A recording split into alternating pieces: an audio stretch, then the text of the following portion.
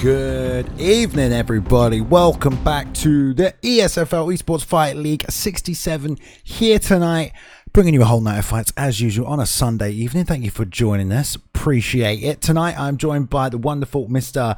Unnoticed Legacy. How are you doing this evening, sir? I'm doing pretty good. I'm just happy to be here and ready to commentate once again. Excellent, man. Thank you very much for joining us. Sorry for the delayed start here, guys. A bit of behind the scenes fight link problems this evening. If you are fighting this evening, please make sure you DM me on Discord your fight link so that we have it, so we can get this show on the road, so we can get through these fights, we can bring these fights to these lovely people that have shown up to watch this evening. All right, so if you haven't sent me your fight, go ahead and do that now. Otherwise, you might not get to fight because I don't have your links this evening, all right? Well, anyway, the headliners tonight. Let's take a breakdown of this card. Again, we don't have it to look at, but don't worry. We'll let you know. The champion tonight, Stylez, 4-0 in Season 2 right now, is defending his belt, XYZ. He is fighting Dabiken right now, who's 4-3 so far this season. Caught up, made his way to the top of the ESFL, and yeah, he's taking on the champ tonight in the main event. Co-main, we've got a great matchup. EK Darth taking on Mad Dog, another great fight right there for you. And down the card, we got Swift Tricks, we got Preacher, Hammers here, Dino's here, Larvae taking on Lussing's Double Mats here tonight as well. Hasboy, Unnoticed Legacy. Of course, you're fighting this evening as well, aren't you, sir? Oh, yes, I am. I'm hoping to get back in the win column, but we'll see about that. Well, showing up that counts, doesn't it? You'll be all right. Any fights on there that stand out for you this evening? The one I'm actually kind of looking forward to is the co-main event and the main event. Yeah. Ken, of course, a veteran, been doing this for a while, and the Stylez came out of nowhere, became the champion and everything. And then with the co-main, we saw Mad Dog come off of an amazing win against No King, and he wants that belt back like no other. He made a statement last time we had a card, so I'm kind of excited to see if he makes another statement tonight saying he wants that belt back. Damn straight. I'm sure he does, as most people do when they lose it. Not many people have been able to hold on to that belt in the ESFL. Some people did 4 or 5 fight win streaks. Brand new Max brings to mind, so we'll see. It'll be a good fight. And speaking of fights, we've kept you waiting long enough. These men have been waiting long enough, so we're going to jump into the first fight of the evening. ZW Freeze is taking on Kaka Combat Leader here tonight. Anything you can tell us about these guys unnoticed? I believe they're both making their debut tonight. Yes, they're both making their debut. So for me, I don't really know either of these fighters very well, if at all. So for me, this is going to be kind of a learning experience to see how these guys both fight. Yeah, man. Well, we'll see, man. Featherweight's always a good weight class to go. They're already up there on Zabit, who I like Zabit, man. The rain. Oh, I don't think we've ever seen a Zabit mirror match, man. All right, okay, this is a good way to start off. I'm feeling a little low energy tonight. It's late. It was a late start this evening, but this is the sort of fight that can kick us off, man. Get us off on a big jump start foot. I don't know what I'm freaking saying here. Legacy, do you pick up Zabit at all? I actually cannot stand using Zabit. I'm not really good with him, which is weird because I like lanky guys, but I just can't get a rhythm with him. But I'm kind of excited for this because depending on how these guys use him, we're about to see a lot of spinning crap and have an exciting fight. Yeah, I mean, like you said, Zabit can be a little awkward at times, but you definitely have a whole arsenal of different techniques and, striking weapons that you can use, so we can see who can utilize them best right now. We've got ZW Freeze in the red gloves taking on Combat Leader in the blue. Big miss on the liver shot immediately in that overhand, man. Wow, opening up with that liver kick and swinging wide. That's a perfectly timed overhand for Freeze. Oh, got that nice sneaky takedown though. Yeah, great recovery, man. I mean, if you're going to get rocked within the first 5 seconds of the fight, why not get that takedown in here? And he's got the crucifix already, man. Crucifix, there we go. Not able to hold it though. Still inside saddle though. Bump, still dangerous. Can break down that block. A little add up, but he's moved back to side control here. Good work by Freeze, going for the safe hard guard transition. A little hard to stop that one, so we'll see if he can move back up here. But Combat Leader keeping that top pressure. Nice elbows. He's getting damage off from the top here as well. Not just controlling position, a denial. Nice. Oh my. Now this is a good position where Combat Leader can get some damage off. I mean, honestly, you see these mirror matches up and usually it's, it's quite even in some regards in terms of their striking techniques, etc. But this has been, Z3's getting a rock early on the feet and now domination on the ground. So we'll see. He's going for that knee bar right here. No, ankle. Oh my goodness. It is a knee bar. Yeah, excuse me. Going to push three-way escape right here. Going hard on the right, going left and right here. So it's 5 stages. I was going to say, be surprised if he gets it, but ambitiously trying to grab it. And again, leads with that lead body kick right there. A little suspect, he got caught missing that hit with the other hand again. Oh my gosh. Combat leader. Right now. Oh, gets the double leg though. Dude, he has to address that, man. That's a wide whiff. He's got a great ground game quite clearly here, combat, but you can't wing them kicks because you will get countered. Exactly. I mean, he's done it twice now. If I was him, I would slow down, make sure you're a little closer. Just make sure that you can hit your opponent. He's done it again. He got that. So this is evidently, you know, something you can do with Zabit is wing wide. Maybe that's what he's looking for both times, but just Free's got that overhand in there. Before, Zabit obviously has those follow-up wheel kicks off those missed body kicks and head kicks. And, you know, Freeze could have done a little better. I think he was getting a little overzealous after getting them rocks, especially that last one, let him get double-legged. And now Combat Leader's setting up that distance on that liver shot a bit nicer right there. Ooh, hand plant cartwheel over the top. Nothing doing, though. Nice lead hook, breaking the block. Combat Leader, yep. You see Combat Leader being a little bit... I want to see Combat Leader use head movement, sway these hooks. Because at this point, Freeze is losing a lot of stamina when he's doing that. Perfectly timed. No. He's got the head health, but beautiful, man. That was right over the top with that. Sneaky and cheeky. Combat Leader got the striking skills as well. You got to put... Oh, good work in the clinch here. Denies that double under, and he's going to get that Osagari right there. So it's more of a body-to-body suplex, but nails it. And stuffs the transition. Combat Leader. Back to Crucifix, yep. Oh, man. Let's see if we can hold him here. Maybe Combat Leader coming in with a couple of them ESFL nerves, trying to get those wheel kick techniques in. They didn't work, but right there, recovered nicely. I think he won that round. Maybe. I don't know. He got rocked like 3 times. He did get rocked, but he also got the drop and a lot of control time and damage on the ground. That's one of those rounds where it's like, I don't know. You could give it... That's just tough to call. Well, I mean, Freeze definitely doing a great job with these overhands. Timing. See, there's no follow-up right there. I feel like if Combat Leader's trying to throw that wheel kick, he would have chained it. This time, before the end, no. He was spinning into it. It was more of a spinning back fist, though. But again, he's just walking into these overhands. It was a case of the simple striking of Freeze, and boom, tries to throw it there. Yeah, man. He pulled it there a little bit too short. Well, this is good work from both fighters here, but we'll see who comes out in this second round here. If you're just joining us tonight, it is ESFL 67. Great night of fights coming up for you. Thank you for showing up this evening. 2 newcomers making their debut right now. Trying to break in. Hot stuff. Combat Leader in the blue. Take it on Freeze in the red. Touched him up for the second round. One thing I do like seeing is Combat's being a little bit more, not so much patient, but he's also got the big stamina. You can see stamina starting to take a big effect. One thing I like to see on Freeze, though, is that he just kind of slows down a bit on the ground when he gets taken down. Because he gets, nice knee. But it's like he's just going automatically for a transition. Use some fakes, throw a couple strikes, get a little bit of grappler's advantage. Yeah. But we're not seeing that, really. Yeah, Freeze is having a tough time dealing with the pressure of Combat Leader right here. Because Combat's just calming forward, man. Mixing up his striking nicely. He was landing good body shots and kicks, but Freeze doing a good job keeping him off with a jab here. The problem is Freeze is going straight backwards. He's not making it easy for himself because he's just unable to fire while moving backwards right here. He's trying to plant and bang these shots, and because Combat Leader's forcing this forward pressure, he's finding it hard to open up and land anything. It's just a nice straight right and double jab into the straight right, but nice return right there from Combat as well. Oh, man. Nice body work. Been setting that up the whole fight, and yeah, the liver shot with the rock right there, and gets a nice turning side kick off as well. And clinching, man. I like Combat Leader right here. All facets of MMA being shown. Inside leg trip. I would have probably kept that on tie clinch a little bit longer because obviously he does not have trouble getting to the ground. So maybe mess around tie clinch a little bit. Yeah, he did some good work. Got that body-to-body suplex earlier.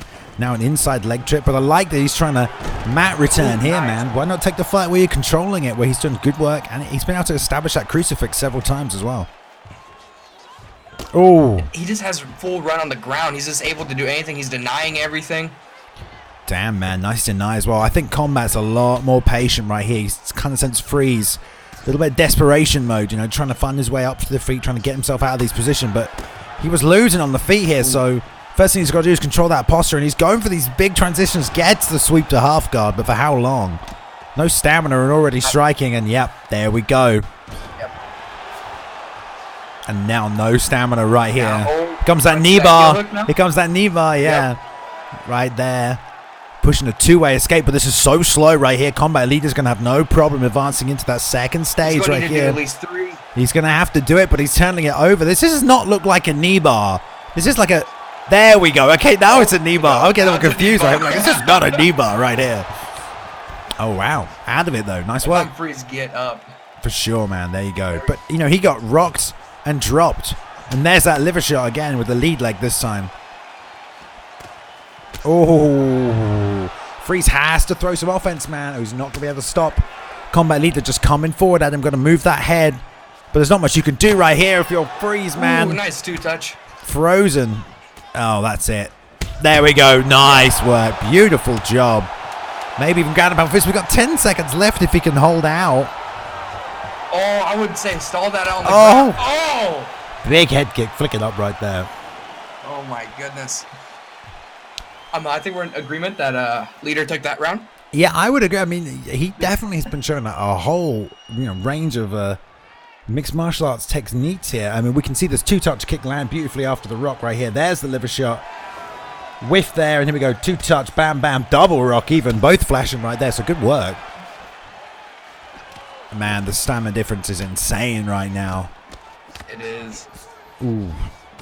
Oh, I'm trying to get that Freeze switch. is getting a little bit of damage off. But I like to see him maybe slow down. Oh, got the nice top. Do not, babe. I like to see him maybe... Nope. I like to see him slow down a little bit. He's going for haymakers. Maybe just set something up. He's doing a lot of planting, only really working that head right here with that 1-2. I like his straight, man. He sits back on it, waits the timing on it, and throws it out there nicely while he's planting with it. But he needs to circle off and get some body shots in there, man. I mean, there's not been a lot of uppercuts from Combat Leader, and that's going to, just stop the offense and the forward pressure. But there's not a lot you can do in this situation. Yeah. When you can get rocked by one liver shot, and there the 2-touch again. Here comes another liver shot, and that's going to be it. But he's not following up.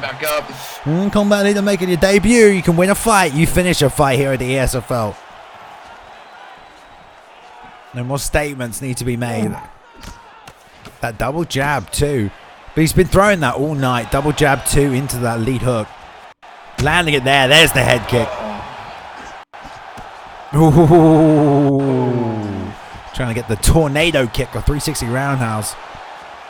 Outside leg kick there.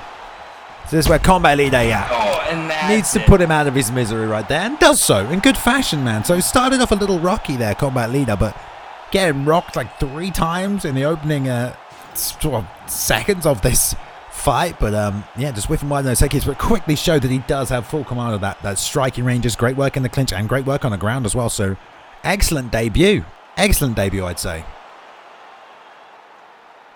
I would say for sure. I mean, he literally went out there to make a statement. Like, he could have finished that so many times, but he's like, nope, we're going to keep on trucking. I'm going to keep on beating you. And I don't know.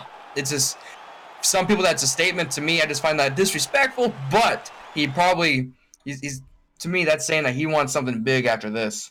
This is not good enough. I need someone tougher. Yeah. I mean, definitely people, in the ESFL has been looked down on. You get your opponent hurt, you finish them. It's not just you. We've got, lots of other fighters on tonight, but I understand it's your debut. Want to showcase your skills, and I think he did that. Well-rounded game, good work, a mirror match as well, so it was even. And Freeze, I think, maybe need to get a bit more cerebral with it. Kept going to that double jab, straight left hook over and over again. The overhands were timed really well. But not a lot of body work, and when that forward pressure was coming, it was a little hard for Freeze to deal with that. So maybe some circling out, maybe some body kicks, even some knees, knees and elbows when the distance is that close, because Combat was really pushing, pushing forward. Some teeps as well if you're trying to sit back, but great straight right work from Combat as well, just sitting down on it. But just for sure. Good work. Right, who's next? Who do we have a link for this evening? That's the next question. Well, I don't see a link for the second fight, so we're probably going to have to move on to the third. Which would be Galaxy and Bone doing work right here. Unfortunately, it does not look like Bone. Does not look like Bone is up either this evening. We're going to have maybe a shorter card tonight, We'll bring you who is here this evening, Maybe those guys can bring together. If Bone is in the chat, or Galaxy right here. Galaxy will be making the debut this evening. Bone, obviously, number 67 of the rankings, 1 and 2 right now. And coming off a win as well for Bone, 0 and 2. So it would be nice if Bone comes back in, but if not, we'll move on to LexA and White Sunday. I know that LexA has had that stream up for a while, and these guys are ready right here. They've got themselves in the lobby. They are ready. They are good to go. So I say we move over to those guys. If you're ready for that one too, Legacy. Yep, I'm good on that one. Perfect. All right, lightweight fight. LexA and White Sunday. These guys are ready to go. So we're going to jump straight on in. Boom. Good to see these two back right here as well. I know LexA is coming in for the Season 2 debut. A fighter who was, he fought a lot in Season 1 actually at ESFL, a big name. And yeah, Sunday was on an 0 and 2 stint, now 1 and 2, looking to make it 2 and 2 against Real Vayu Ninja in the last fight. So good work from him. So we'll see, man. We'll see how he deals with a veteran here. Oh yeah, and I'm slick. White Sunday's last fight was pretty good, and I'm just kind of you kind of seen Sunday get better and better as his fight's been going on. So I'm really excited to see how much better he's gotten with this another 2 weeks to get better. Yeah, I'm wondering who LexA's going to pick. Justin Gaethje. Okay. Okay, not bad, not bad. I mean, Gaethje has some power. You can plant great stamina and health statistics, so you can really you can draw the fight out of your opponent. You know, you can play that stamina game by weathering the storm. Which is good. You got good head movement stat on Gaethje as well. A lot of people don't know that. He's got a pretty good, I think, 93 head movement, which isn't bad for the lightweight division as well. And obviously those leg kicks, if you can get them going, real good. But I wonder if we'll see any of the Gaethje block coming out as well right now. I was thinking the exact same thing. That'll be a good thing to I think if you can use that correctly, that's a great thing to utilize, especially when your opponent just gets sucked right into that. Yeah, you can throw the hands up there in that block and then just quickly bang out a leg kick. You know, or an overhand, just plant and just throw from your guard. You can catch people with the timing as well. It's pretty effective. But we'll see if he can work those leg kicks in right here. And LexA, again, this is LexA with Gaethje making his Season 2 debut. So we'll see if he's been away working on something. Bold pick to come out with Justin. I think you can contend with Justin Gaethje against anyone, really. But he is facing down current... interim lightweight champion right now, Mr. Dustin Poirier. And Dustin's got some power, some speed, great accuracy, and also got that striking stamina as well if this goes a distance. Oh, for sure. You know, Dustin is one of the best boxers in the game. One of the only fighters that you can just strictly use boxing efficiently. So I'm excited to see this because this is literally going to be, in my opinion, power versus power. Just who can set up these combos better. Yeah, and I don't know why we don't have audio for this fight. I don't know if you have audio right now, Legacy. I do have audio. You do? Okay, right. Give us a commentary of what's happening. I'll refresh and see what's happening. So just let us know.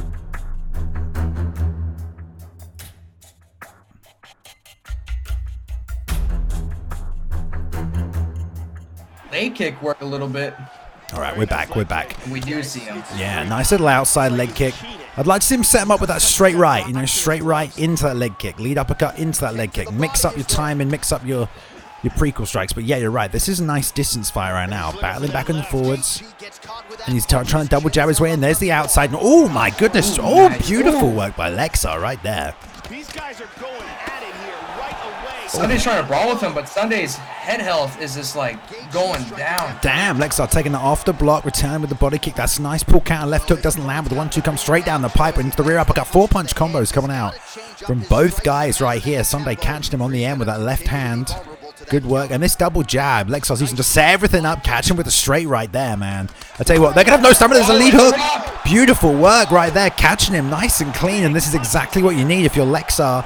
Early damage, early work, and you can just outwork your opponent. Oh, ho, ho, ho. He's getting his head health down low, and then he's still trying to brawl with him, even though his head's flashing. He needs to back up, hold that block up a little bit.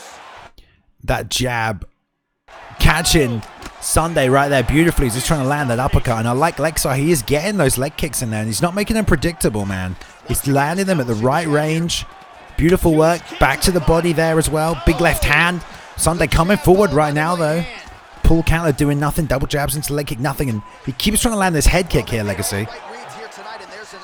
I'd like to see him maybe set that up a little bit more, maybe work to the body a little bit, and then when expecting body kicks, then go up to the head. Oh, nice slip. That uppercut returns us straight Nice. into a lead hook and a body kick. So LexA with these nice combos, man. Really mixing this up beautifully. And that 1-2 straight on the chin as well. Trying to establish that jab once again.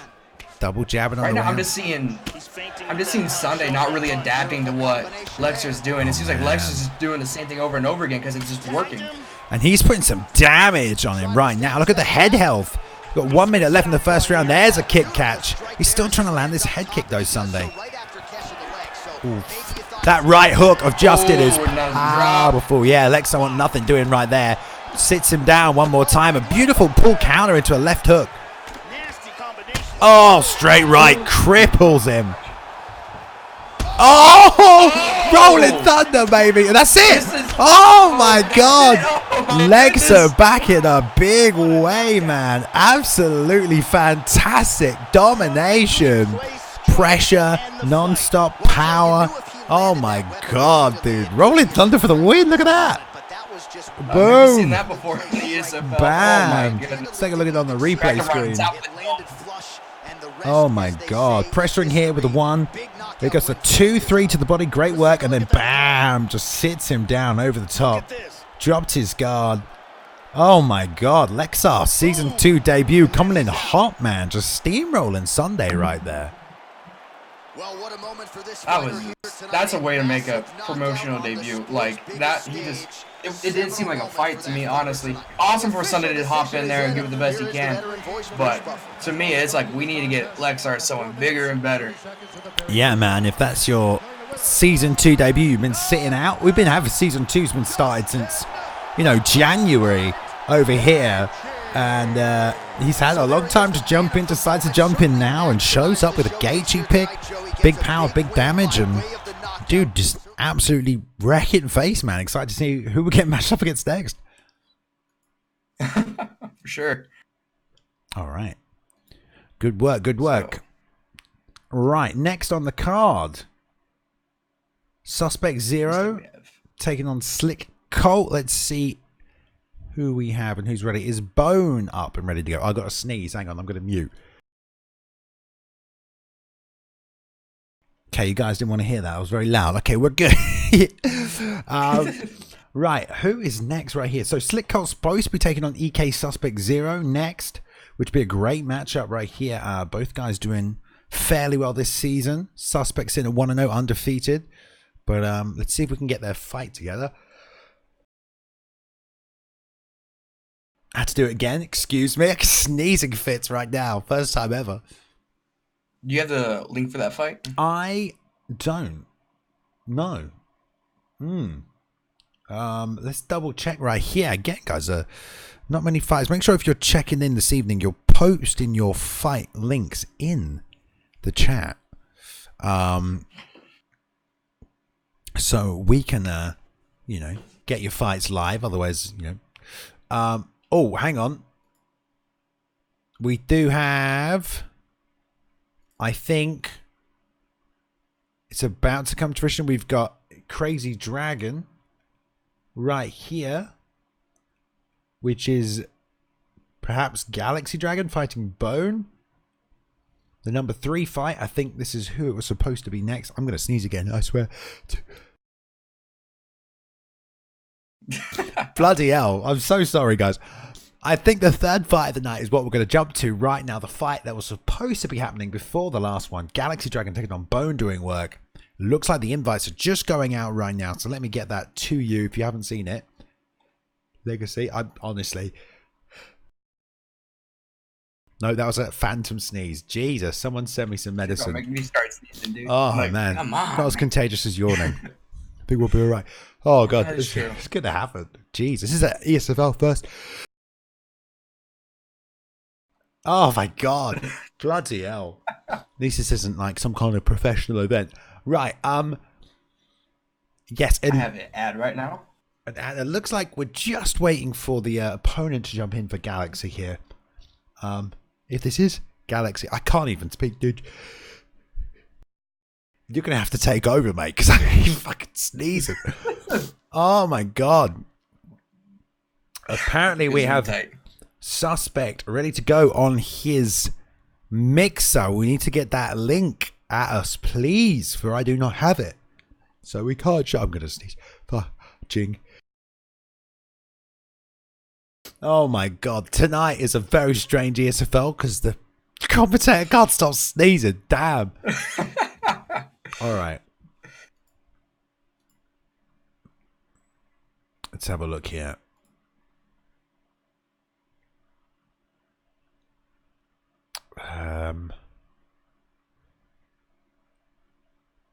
Just waiting on the opponent for Dragon here. Oh my god, I just can't even stop. Hopefully this will come through. Yes, apparently suspect streaming. Someone put in the chat. We don't have it. Someone whisper it to me. Someone DM it to me. Someone link it to me. And we can show this next fight, guys. I know you guys are throwing it around. I'm sending you Swift Tricks stream real quick. All right. Here we go. This is going to be... We had an established order for the card. We're going to mix it all up around. Swift Tricks is going to be... coming up later this evening right here. Oh my goodness. I'm not gonna lie, guys. Xbox fighters, you're making the PlayStation guys look awfully good tonight. These PlayStation guys are always here on time. Alright, cool. So T4H Zeus and Galaxy Dragon. Alright, they are good to go. Looks like it is gonna be those two in this nice middleweight matchup. Let's saunter on over to that one. These two are ready to get it on. Excellent, excellent stuff. I believe Galaxy Dragon is making his debut here tonight. Middleweight, we don't see very often. Let's see who they finally pick up here. Now, I believe Zeus has fought before. He's coming out of T4H. One of the 4 horsemen. Great fight camp. Originally, it was supposed to be Bone doing work. Not showing up this evening. Bone, hopefully, is okay. Maybe he just had a bad wake up, you know? You never know. Obviously, we're going to get the Jacare pick here in the middleweight versus a good old GSP pick. Yeah. This is good. GSP at middleweight, you got a lot of skills. Oh, for sure. Establish that top position early. But you're going to deal with Jacare on the ground. Right, I've been informed by the wonderful guys in the back that the Zeus is also making his promotional debut. So here we go, man. I'm sure the T4H camp will be cheering him on tonight. We've got 2 debuts. Again, it's nice to see some debuts. That's some good debuts. I mean, LexA making that Season 2 debut. Esports Fight League vet previously. But Combat Leader looked great tonight as well. So we'll see right here what Galaxy can pull out. Or and Zeus. No, for sure. These promotional debuts are always fun to watch. Just like we just saw promotional debuts, and it's just, you know, you find out where these guys are going to be at in the ESFL. You find out if maybe they need to do a little work, or it's like, oh crap, we need to keep an eye on this guy. He's about to come screaming to the top. Well, I think if you've got any holes in your game, sometimes they're exposed immediately.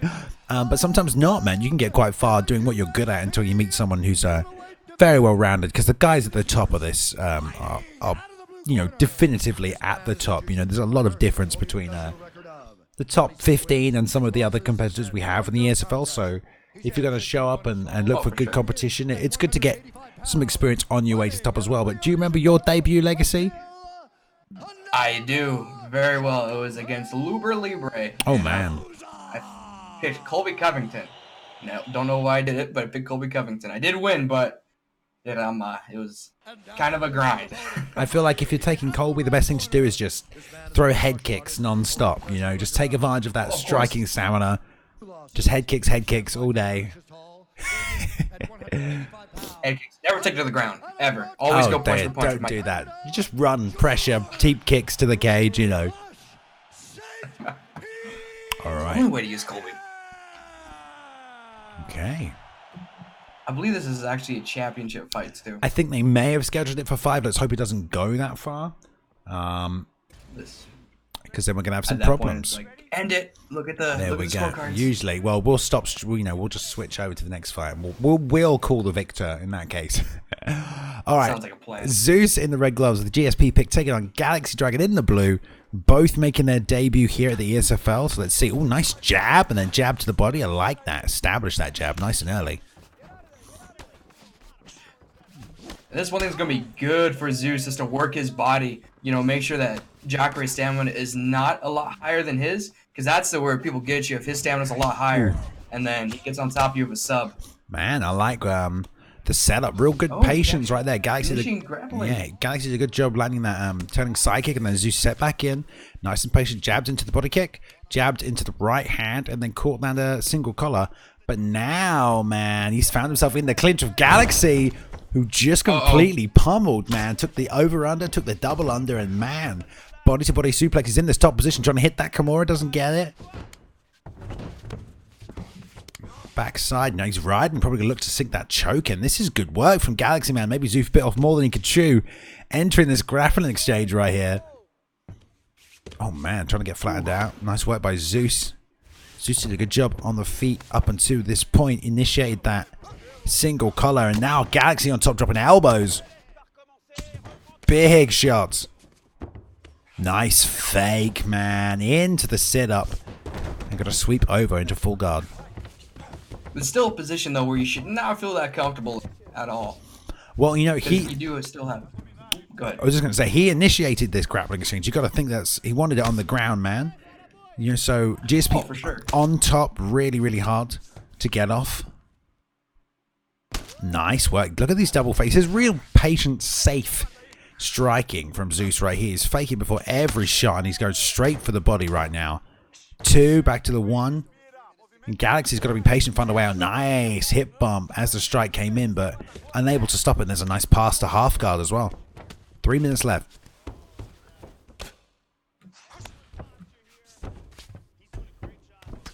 Can't keep full mount. Yeah, man.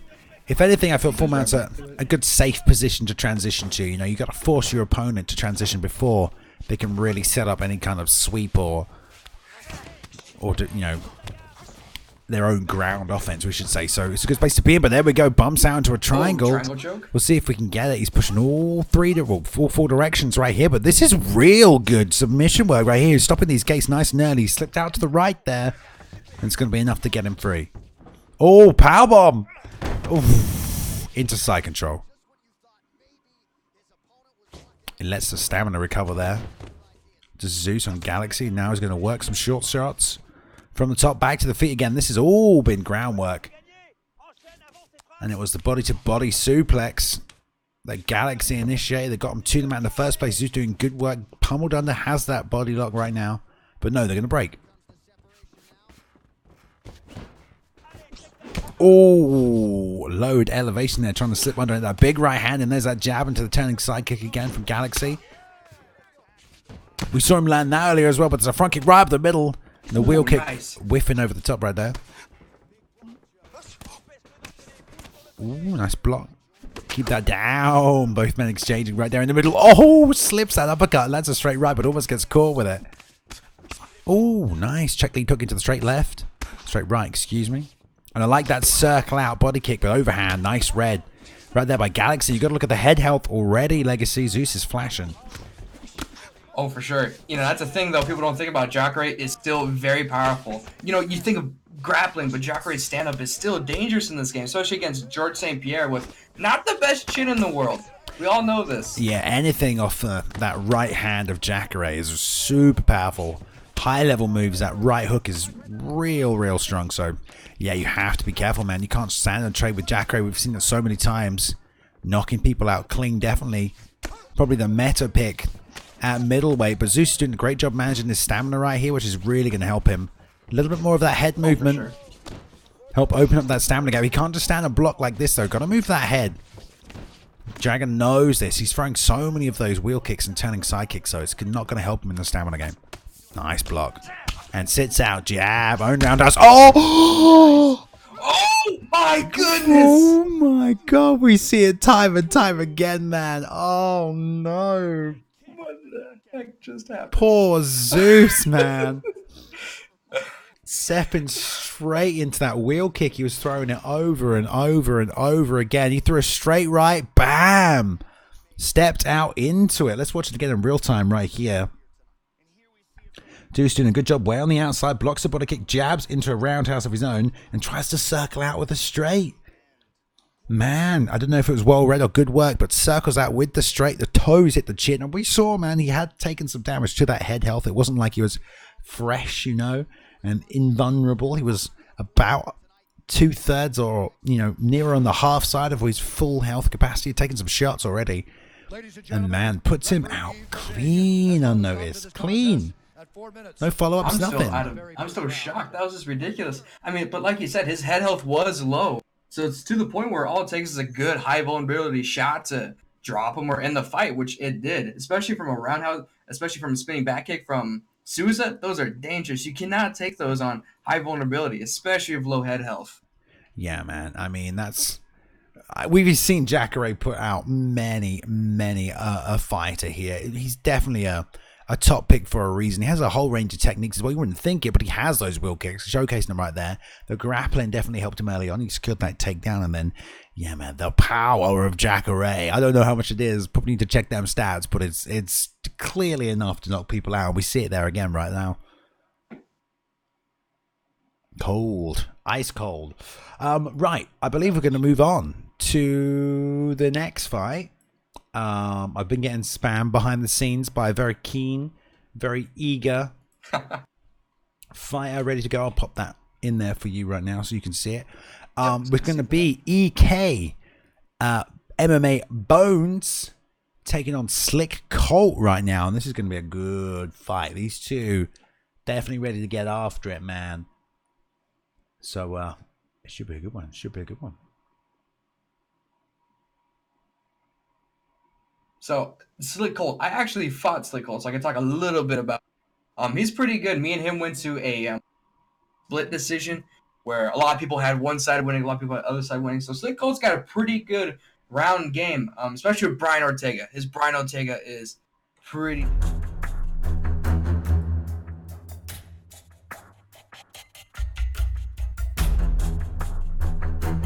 If he can get them.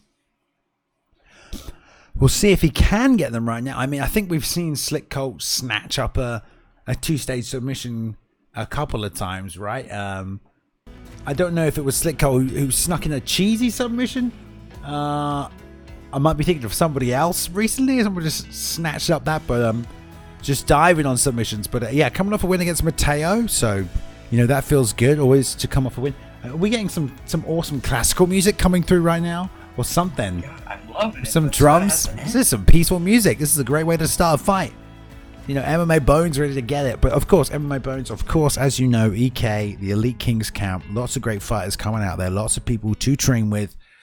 And at the very least, you know, showcase. You get the chance to spar and showcase and understand that the full range of MMA, everything. You're gonna practice clinching, you're gonna practice grappling, submissions, as well as your striking. You know, so you'll get a chance to do that when you're in the camp, and we'll see if it pays off right here. See a little bit of messing with settings real quick. Make sure the settings are nice and ready to go, guys, before your fights start. It's an interesting pick, this Frankie pick. We don't see it very often, but Frankie's got some fast hands. Almost, I feel like the height of Frankie is an advantage. You know, you can get underneath the range of your opponent, shoot that double leg a little easier, and you can get in there and work them body shots as well. Oh yeah, Frankie's got amazing boxing. I believe he's got like a four hook combo to the body and the head together. Also, he's a very good pick against Brian Ortega because, you know, he's got one of the best grappling in the division versus Brian Ortega, who can submit anyone. So I think it's a good counter pick to Brian Ortega. Yeah, Ortega does have those knees and those uppercuts as well, which against the shorter fighter, it is slightly easier to land them, especially as they're coming in, especially if he decides to work the body. So look out for those knees as well and the uppercuts on level changes. But we'll see if Slick Colt, man, tries to grab that submission early. Nice work to the body already by MMA Bones, wasting no time, coming straight at him, straight forward. And Slick Colt trying to pump that jab on his face, but the range is so close, it's like a half jab. Taking all of this on the block right here. You see Slick Colt working his block. Stole the words right out of my mouth. We don't see a lot of head movement from a lot of these fighters. I mean, you don't have to take everything on the block. We're trying to get that slip off right there, but just unreading. And there's Slick Colt ducking under nicely, but return with a 4-punch combination of his own. Maybe not the best idea. Going to burn it out, but he is working that block.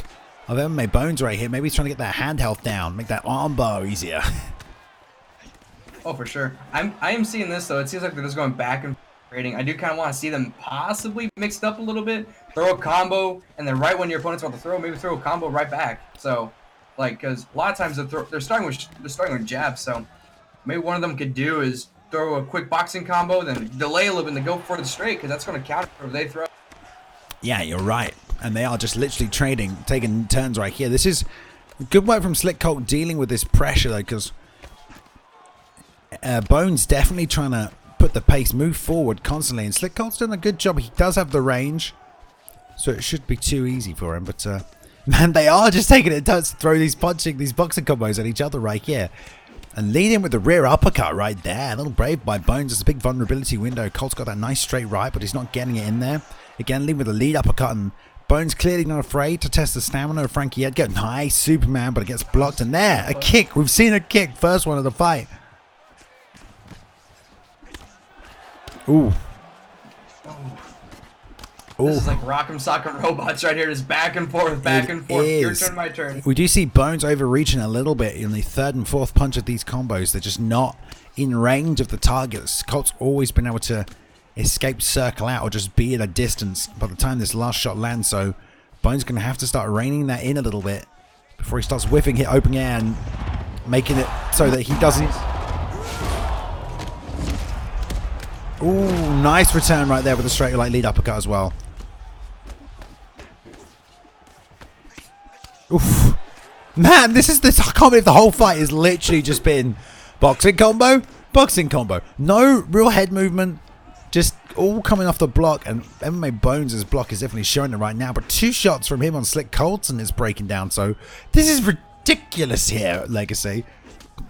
I mean, it's entertaining, but to me it's a little cringy just because I feel like we don't see a lot of these kind of fights in the ESFL. So at this point though, we are seeing we're kind of seeing Slick Colt get a little bit of an advantage there with a block break, but that round was, yeah, I don't know how to call that round. I mean, it was just lit. I mean, it's so surprising because I don't know if you feel like you're winning in that situation, but both can tend to just take punishment and try and deal punishment. You know, there's no change up of offensive strategy or defensive strategy really, and just some head movement would really work. Some knees from Slick Colt, or just timing that uppercut up the middle, try and strike as that distance is being closed right there by Bone, and Bone maybe looking to fake the jab on the outside, pull some offense, and then come in, or even lead with a roundhouse, because Colt is always waiting on him. And there's a double leg shot. It'd be hard to take Frankie down, but as I say that, there's the double leg. Now this is what I wanted to see. I finally wanted to see some grappling. They're both using grapplers. I get it, stand and bang, but use your fighters to what they're strong with. Yeah, pure boxing as well. And now we've got the top game. Oh, didn't I say that? Bone, nice way. Sitting to the back, sit out. Getting that seatbelt position, trying to fight the hands. Is Slick Colt, nice deny, but rolls through, but no, rolls all the way around. 2 arms on one, follows him to the back. Good work. Now we're back on top. Oh, he's going for that triangle. Not a 2-step. Oh, no, he's going for the 2. Good work, though. Yep, he was. You forget, man. You see that green? If your opponent's initiating that submission, you can hit that green gate before they can, and it will just break the submission right then and there. Oh, really? Did not know that. Yes. Yes, you do need to know that when you're fighting these guys. 100%. You just saved my life several times in a fight now in the future. Yeah. See that green? You hit that before your opponent. It's going to stop that submission right then and there. Oof. Ooh, Bones got a nice denial there, although he gets denied from... Double. Nice denial again. Double denial on that butterfly. Posturing up right here as well. Trying to break down that posture of Bones. Recontrol. Nice job getting back to full guard right here. Is going to need it. Double hip fake and a nice pass to half guard and back into side control by Bones. So he's trying to stay as dominant as he can. Was not the one to initiate this grappling. It was a nice little double leg against the cage from Colt. But now Bone is on top, riding him out. Minute 30 in this round.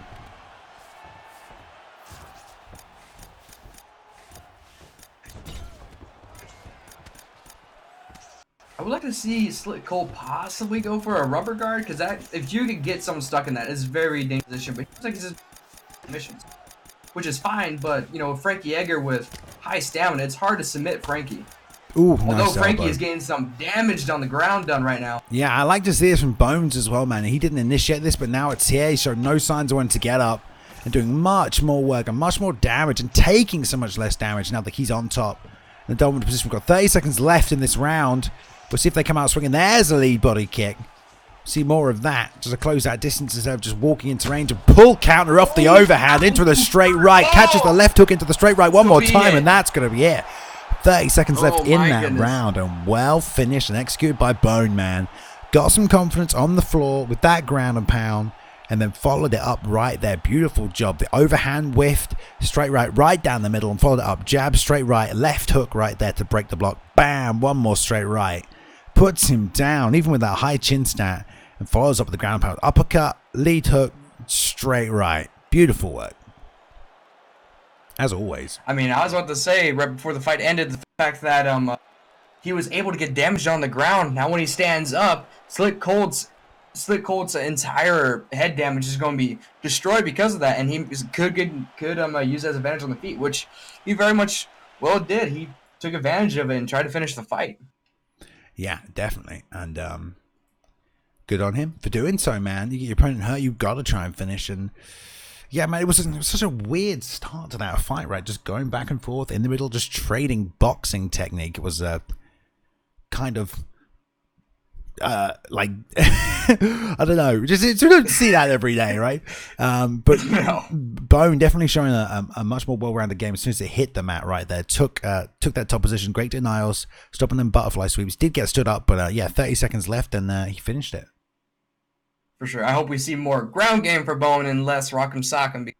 Like you said, when it hit the mat, it was a completely different fight. Yeah. All right. Well, moving straight on to the next fight right here, we have unnoticed Legacy, I believe, who's Xbox's idol. So that's not good. Yep, Hasboy. Well, that's me. Oh, that's you. Damn it. Oh my God. It's like, what, 2:30? Jesus, I'm so tired. All right. I'll see you on the other side. All right. So I am soloing this one. Right. Come on, Bay. You can do this. All right. You ain't that tired. I have suggested that we move these cards forward 2 hours, guys, to 5 p.m. CT. So we'll start about 11 o'clock UK time. I think it's a little bit better. Spider in chat saying he'd come back for an EU card. So there we go. Maybe move the cards a little bit earlier. Maybe get some fights in fight within that first hour. Should be okay. We're going to wait for Unnoticed Legacy. They're just getting in right now. So I did miss the picks right there. I was too busy reading the bloody ESFL chat. Here we go. All right. Bantamweight, always a good division. Unnoticed Legacy going with that TJ Dillashaw pick right there. Hasboys closing in on the Jimmy pick. I haven't seen Jim Rivera at all recently. I do think it was Pry who put on the good display with Jimmy Rivera at some point. You got some well-rounded skills as Jimmy. I feel like you got to be patient, not overreach with Jimmy, man. He's got a very short reach. And again, someone like TJ Legacy can just take advantage of a lot of different tools, different weapons, teep kicks, leg kicks, head kicks. If you can catch him on the end, especially as the whiffs come off from that short range of Jimmy. If he gets caught swinging, especially in the middle of the octagon, you know, whiffing on that lead hook to finish, he's going to get punished right here. But we're going to get it right now. Unnoticed Legacy, 2-3 right now. Coming off the lift of Swiss Tricks and Hasboy right now with that Rivera pick. This is his debut, so we'll see how he handles a slight vet and Legacy's drive to the cage already.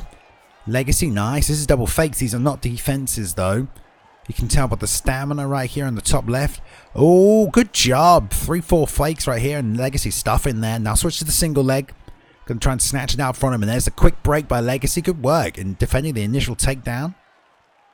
Offense right here, and a jab into that teep. That's nice. That's a right hand. He's reaching on it, but it catches him nice and flush right there. Legacy going to pull with a jab. Teep straight down the middle. Straight left into the lead hook, and these double jabs coming from Hasboy is really putting the pressure on. Nice slip straight into the left hook by Legacy. Well read, and then double uppercut. This is a good work. Definitely by Legacy. Making the reads on your opponent's offense. especially if they're pressuring that much. Look what they're leading with first, and it was good work by LexA. If Hasboys keeps leading with that jab 1-2, you can bet the Legacy's trying to do that again. Beautiful 1-3 whiff straight, and then comes back with the 2 when he steps in to regain here, and another double leg drive, but this time gets it, man. Big slam, taking that side control top position, but no stamina, and into the crucifix. Legacy looks to transition early. Nice fake, gets back to the side saddle, but wants to keep moving here before that stamina comes back up on Hasboys. They're going to try and work it. Back to the side control. Look at the immediate transition back. Nope, nothing doing. Hasboys going to be patient and wait. Legacy going to bump back to half guard, but straight transition back to side control right here, wasting no time. And you got to imagine this is where Hasboys wants to fight. He's making his debut, so we don't know where he is good, where he feels confident. Has been driving against the cage. Just took a couple of takedown attempts to get it, but he has it now. With so much he can do from it. Little short shots right here. These are going to add up, you know. A lot of takedown defense right here. Hasboys didn't land too much on the feet, so Legacy's getting these points in. Getting this damage. And if it goes to different airs, the full guard and into the get up. Nope. Nice deny, trying to get the momentum sweep by hitting the opposite direction. Doesn't get it. Stack guard position now. Ooh, took the block away right when he shouldn't right there. Eats one right on the chin and to the body. There's the hip bump right here, though. No transition from Legacy right now. Content to be patient and wait. And there you go. Hasboys hits that easy transition. Half guard straight back in. Slices into side control. And again, back to half guard for Legacy. So Legacy's got to find a way to the feet. No real attempts to get up apart from that sweep from full guard, which was denied. And now he's in mount. 50 seconds left. You got to wonder if Legacy's looked at the clock, going to notice that, trying to ride this out as best he can, land some short shots. But this has been good work from the top by Hasboys. Not a lot of damage, but a lot of control. Not giving up the position. Just give him something to think about if it goes through, as it should do to the second round right here. And here come the short shots. You got to imagine if the Legacy has resigned himself to this position now, still trying to get the get up right there, but try and conserve that stamina because it is going to go to a second round right here, looks like. And man, pretty close one. All right. Was that double leg, that power double against the cage? There's the shot right there. Ate a left hook on the way in and drives all the way to the cage. So you saw Legacy immediately after he realized he was going to get pressured to that cage, throwing them teep kicks down the middle off that jab. He needs more of that. He needs to not get outside of that center octagon because he's going to get driven all the way to the cage by Hasboy. So really got to watch that footwork. Try and move to the left and to the right instead of back. There, nice step stance into the switch straight right there. You don't see that every day. And multiple combinations, just content to meet him in the middle. And there's that teep right there trying to push him back. Leading with a straight left hook. And there's a big right hand by Boys. Rivera has that. And still kind of keep this pressure right here. Hopefully trying to hit that drive one more time. Knows he wants it. Looking to plant. There it is. You can see it coming in. Well timed. Legacy caught throwing the 3-punch combination and doesn't stop the double leg one more time, man. He's got plenty of time to work right now. 350 in this round. But look at the stamina right now. Here we go. Wisely hitting that single leg. Oh, and good work by Legacy. Not even following through on it. Back to his feet. And has to get something off here, man. 30 seconds control right there. Nothing doing. So good work by Legacy making the adjustments. Jab, lead hook, falling short. It's what we talked about with Rivera. You've got a little short range. You can get caught whiffing. And that's when you can get picked apart. That duck straight right, almost catching Hasboy right there as he miffed on that 2-punch combination. Oof, 4 punches bouncing off the block though. And now unnoticed, getting a little desperate right here. Stamina's coming to factor, so why is he noticing it? Hitting the body right there. Left hook into the right hand. But again, you can see him teetering towards the edge of that octagon. You notice it there. He circled into the center, tried to throw that teep kick. Nothing doing there. Straight into that same side body kick. And Hasboy's, man, pressuring. He's going to duck under any second now. Hit that double leg. You know he wants it. Uppercuts wisely coming out from Legacy to stop that. Nice lead body shot. 2 shots off that jab right there. And the block for both men just dipping down off these 3-punch combinations. That jab's constantly coming out. We know Legacy was trying to slip that early. I'd love to see him just slip to the outside. Even if he doesn't land the straight, he's going to get away from that right hand of Rivera. But boom, there's the double leg. And this time into the belly-to-belly suplex. So Legacy, such a good job defending in the opening seconds of this fight. But now every single drive, he's ended up on the mat. Oof. Stops that half guard transition right there. Good work. Foot on the hip fake. Double and triple into the get up. So again, Legacy's doing a good job getting back to his feet. Hasboy's doing a good job securing the takedown, but on the feet right now. It's about who's landing those significant strikes. Again, the drive, man. Right here. Good work. And there's a deny right there. He's going to hit the guillotine. Nice work by Boise. Coming out of that alpha male camp. TJ does have a good guillotine. He's not there anymore, obviously, guys. We know what happened.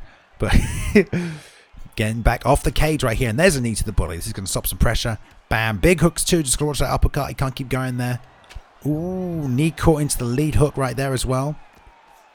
Bam. Pull counter uppercut, but just clips off the chin. And no real damage. Ooh, a significant strike advantage right there. You see on the stats for Legacy. No real top control time in that round. Covered in blood somehow. I mean, looks like he's literally had blood rubbed all over his body.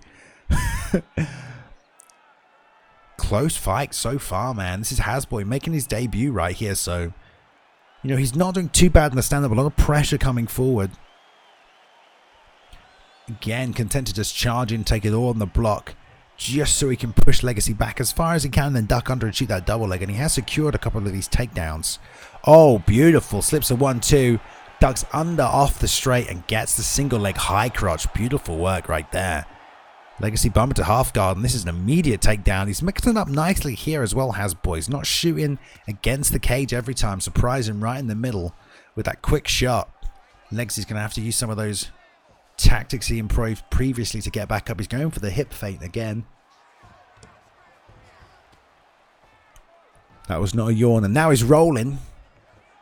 Turtle side here for Hasboy. He's looking to be patient, putting the double hooks in. Doesn't get it. Legacy has an opportunity here. Going to roll to side control safely. Back into sprawl, though. Puts him back exactly where he was. Maybe going to look to get the over-under this time, and he does get it. Let's see if the clinch game is tested. First time both fighters have been here. Some offense coming out for Legacy, and this is important as well, man. Hasboy's getting these takedowns, but not landing any damage, and these are significant strikes. They will add up right here. Now both trading knees. Double pommel fake, and no, doesn't get the hip toss off there. And there's a nice break from Legacy. Got 3 minutes left in this fight. There's that whiffing right hand. Leading a nice lane for that teep kick. Double jab into the straight. Nothing doing.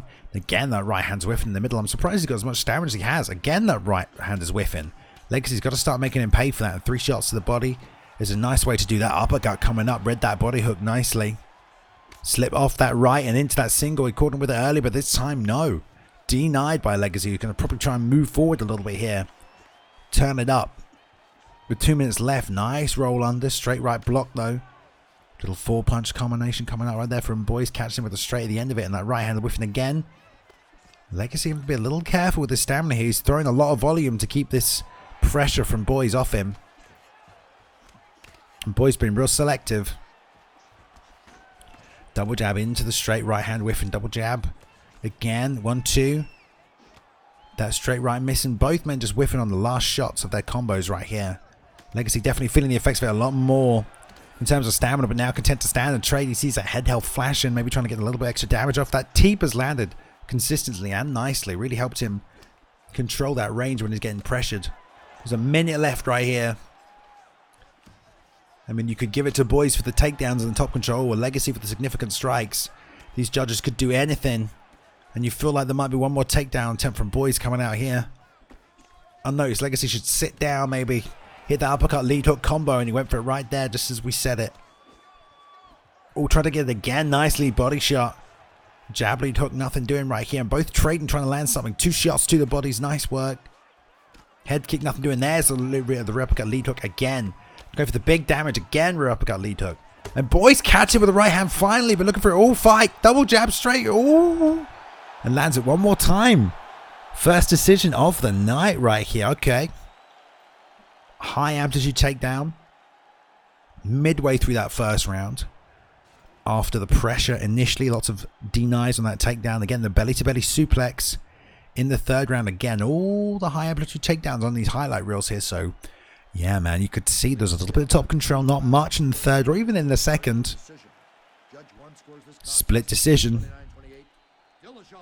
As I said, could go either way. And Judge 3 scores it. 9-28 for the winner by split decision. Jimmy. And there we go. Well played by Hasboy. Coming in, debut. The wrestling gets it done right here. Lots of wrestling, lots of pressure. Landed a fair amount of significant strikes. That rock right there in that third and final round, those last 10 seconds, that could have been it. That could have won him the fight right there. We don't know. But a split decision nonetheless. Definitely could have gone either way. An unnoticed Legacy, man, tried his best to keep him off him. Whipping in them power shots when he could, trying to sit down a little bit towards the end of that fight. On that lead uppercut, left hook. And look at the difference right here in strikes, man. That was 213 strikes thrown. The percentage on Hasboy is so very low. 66 of 213. And damage was fairly even, to be fair. Look at that. 9 takedowns right there, man. That's a lot. That will add up right here. So, yeah, in those situations, the grappling offense can be hard to deal with. Unlike Legacy, just has to stop a couple more of those takedowns against the cage. Maybe could turn that around. We'll see. A robbery. Is that you back, Legacy? Hello. How do you feeling after that one, mate? That could have gone either way, dude. I feel like the Rock at the end of it kind of sealed the deal for him. Yeah, I felt that too, man. It is frustrating. I've been in a lot of those fights where it's just like so close. So yeah, you can't win them all for sure in those situations. Exactly. It could, yeah. I mean, either way. I mean, the percentage striking wise, you landed a higher percentage and more strikes. But unfortunately, yeah, those takedowns add up. And you got a couple off the cage as well. He defended really well on that first opening segment, but then he started to mix up what he was doing a little bit, and he was timing them really well. And you could tell that you were trying to throw combos, man, to stop that pressure, but when you sat down for a little too long, he would duck under and shoot that double drive. So it's tough to deal with fighters like that sometimes, because you do not have to be very far across the octagon to get driven all the way to the cage. No, exactly. And it'll be this for me, in my opinion. I'm not gonna be salty, of course, to Hasboys, good fight, man. Like, that was striking versus grappling and everything. Definitely did not win that by a landslide, I would say, but it was a good fight. So to me, that just was damage. I know we had similar head health, but The Rock did a lot of that. But to me, that was just overall damage versus control time. That's just the way I look at that fight, and control time won that time. Yeah, well, it was split, so it's a judge. Could have gone either way. But good fight, nonetheless, dude. All right, let's move on right now, because we have another grappler coming up, Mr. Double Matt, taking on Sticky Place in our next fight. Should be a good one. Another featherweight matchup. Possibly another Zabit pick here tonight. Double Matt obviously coming off a loss to Combo. No slouch. Combo, one of the best strikers we have here in the ESFL. So looking to get a win. 3-3 so far this season, Double Matt. A veteran of the ESFL, so he wants to get a couple more in. And Sticky coming off a loss to Lustings, and 1-1 right now. So number 26 taking on the number 38 guy. Do you have this fight, Legacy? Sorry, you broke out there for me. What was the last few seconds you said? Do you have this fight? I do. Yep, okay. I'm watching it right now. Good.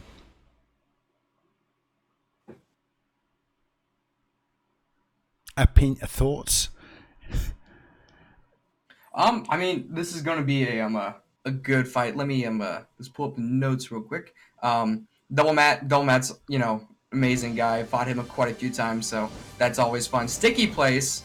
The first time he fought, he was going crazy, just trying to go ham. Had no stamina, and still was able to win that fight. I'm trying to scouting report. Okay. It's okay. I've already done the previous losses, previous wins. So we are good to go. And so are they. Double Matt in the red gloves. Traditionally a grappler, but definitely has been able to implement a striking game over the last year and a half here in the ESFL. And Sticky Place, like you said, full offense, craziness, and getting out of the way that tie clinch strip right there already. Oh my. A little framey, but I think the double leg was secured. Good work. Yep. I was about to say, you pick a fighter like Zabit and you have that trip. You can get very used to setting it up and working all of your takedown offense off that one technique, but shoots a double leg in the center and does a good job. And here, Double Matt in the crucifix position, which he is so good from right here. Looks like Sticky got back to that side saddle there, and I'm wondering why I'm getting a little framing here as well. I don't know if you're experiencing the same thing, Legacy. No, I'm getting the exact same thing. It's like every time they transition. Maybe just be the output settings of the streamer right here. Nice and nice right there. Going to hold this top mount for as long as he can. Double Matt just content to do as much damage as physically possible. Only hooks right here from the top and working that block down as Sticky.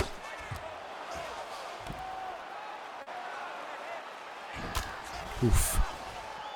Nice little elbow and he's up. Oh my. Double Matt sitting right in the pocket twice. Pull counter in the same technique. Gonna have to change that offense up so it doesn't happen again. Sticky does not want to eat those.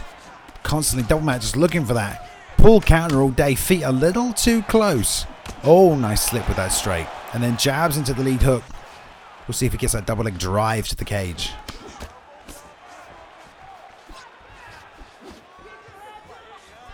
That 1-2 in the open. Expect Double Matt to try and get some kicking going, but nice front kick right up the middle, and there's the trip, the 1-2.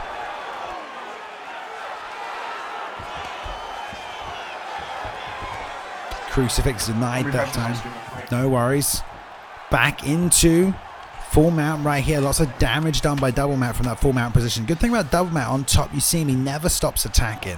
He transitions and looks to strike immediately. Even if he gives up position, he wants to be doing that damage, getting those shots added up, and this is good work. Postured up full guard, you can get a lot off. Nice arm trap though. And they're up. Double Matt's been doing a good job securing the takedown, but Sticky's been doing an okay job of getting up. Did take a fair amount of damage right there though, so he's going to have to deal with that for the rest of the fight though. Ducking roundhouse, nothing doing right here, and bam, another one of those. Sticky's going to have to be forced to relax a little here, but it doesn't matter because that Kimura. We'll see if he gets it. He's on that far side. Going four-way escape right here. Nice and easy right there. Aldo, some great sub-defense. Good first round. So I'm getting a little tired over there. Yeah, yes. We started a little late tonight. I had a coffee and everything. Getting too old to do this, you know.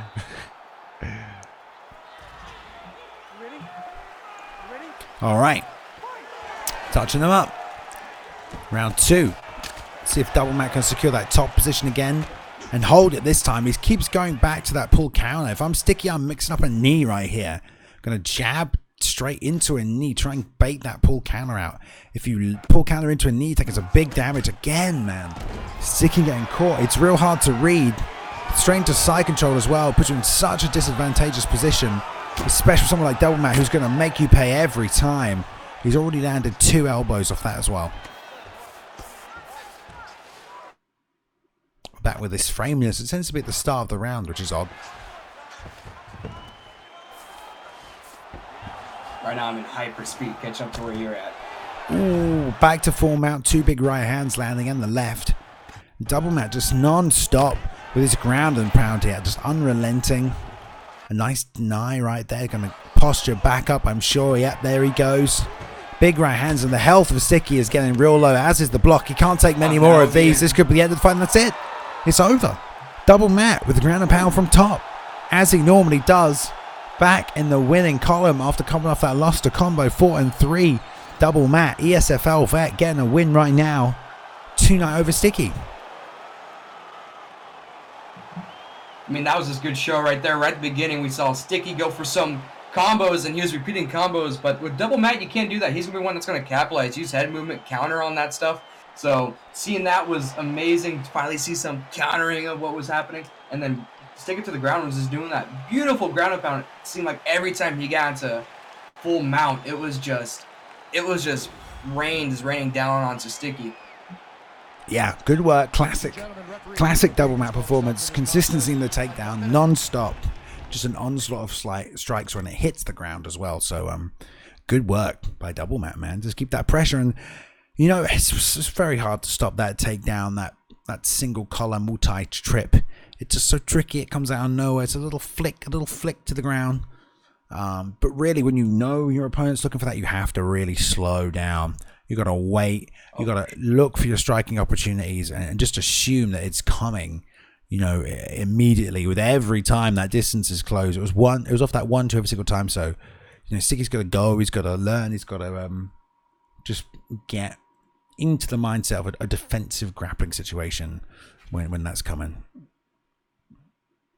And again, it's really hard to practice that as well, because it's not like you see that in every matchup. You know, you have to specifically fight Zabit and just look to deny that clinch or deny that. I mean, I like the work by Double Man because he shot that double leg after he failed the initial one. So immediately you think you got to defend both takedown threats, but after that it was straight back to that. And you feel bad because you know you're losing. You want to get your offense off, but at the same time, you can't get your offense off because you keep getting taken down, which makes you more desperate to throw, and then, you know, it's easy to get taken down. So, oh, for sure. And it's like not every Zabit player just uses that constantly. So, like you're saying, if you don't know what it looks like or not expecting it, like people who actually utilize that technique, it's a big, you know, it catches them off guard, and then they can't really go against it because, you know, they're not really used to countering it. Yeah. Good work. I'm sorry. Good I'm fight. still a little jabbled up, like trying to collect my wits. That's okay. I know how you feel. All right. We have 3 more fights before we get to the co-main event of the evening, but I don't have any links for these next fights. We've got to come up next with Larvae taking off Lustings. I know Larvae was in here earlier. I don't know if he wants to drop a link on us so these fine people of the ESFL community can watch your performance tonight. Larvae taking on Lustings. Larvae 2-0 right now, currently number 4 in the world. Lustings 1-0, but definitely a highly touted prospect, and beating Sticky in his last fight. So hopefully that will come to fruition after that. Hammer taking on Dino, another grappler versus striker matchup. We'll see how that plays out there as well. Then we've got EK Preacher taking on Swift Tricks, and after that, Darth versus Mad Dog, and Stylez taking on Dabiken too. All right. Were you able to find a link yet? I know this fight is live. I know Larvae is here. I did say at the start of the stream, if you haven't sent your link out to a member of staff tonight, you need to do that, because we do not have the links for some of your fights, whatever reason. I know some of you did check in. Some of you did not. And if you don't check in, it can be hard for us to find your fight.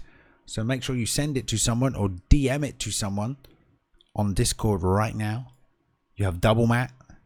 You can send it to him. You can send it to me. Just want to get it out there so we can watch.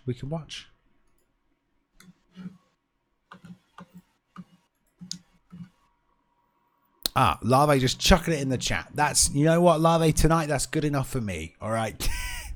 Make sure you get it in the Xbox sign up so we can get these things organized, man, because it makes the whole card go smoother. That's for everybody, not just Larvae tonight.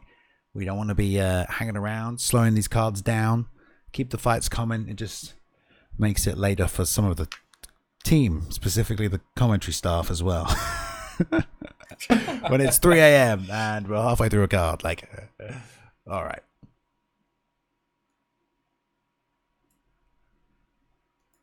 Do you have a fight of the night so far?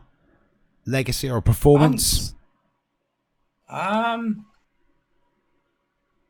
me, the performance is going to have to be which one was it? Oh man, it was the Justin Gaethje fight. Man. To me, that's the knockout of the night, performance of the night so far for me. Yeah, LexA coming back for season 2, looking phenomenal with Gaethje, man. I mean, you don't see a Gaethje pick up every single day, man. Rarely we see Gaethje pick up, and made it look real good, man. Dustin Poirier definitely considered very, very, you know, high tier of a pick that you can make in that lightweight division, and just showing no regard for the power or the stamina of Gaethje, taking the fight to White Sunday right there, putting it on him and landing big shots frequently. Really did a great job of mixing up inside leg kicks and outside leg kicks, off the jab, off the straight, and then planting for that big right hand as well. So it was really, really good, impressive performance. I agree. I have to agree. LexA looked phenomenal right there. So would you call it the fight of the night though, or what would you have as fight of the night so Fight far? of the night. I mean, your fight was pretty good. I'm not going to lie. Good back and forth. Good showcase of grappling versus striker. I mean, classic matchup. Probably your fight was good. Competitive. Good action. But then again, there was only one commentator, so it might not have been very good for the people watching, See, that's the thing, and it wasn't like a banger or rocks were happening left and right. So I guess it just kind of depends on what you're looking at. For people who enjoy those kind of like those back and forth, fights like that where you're doing your best not to be as technical as possible, then others don't really enjoy that. So it just kind of depends on the fans, I guess. Yeah. Right. Let's just jump to the lobby because it looks like Larvae has sent the invite out. We're just waiting for the opponent. Now it's supposed to be Lustings. But I'm hearing some rumors it might be a short notice replacement. Is that right?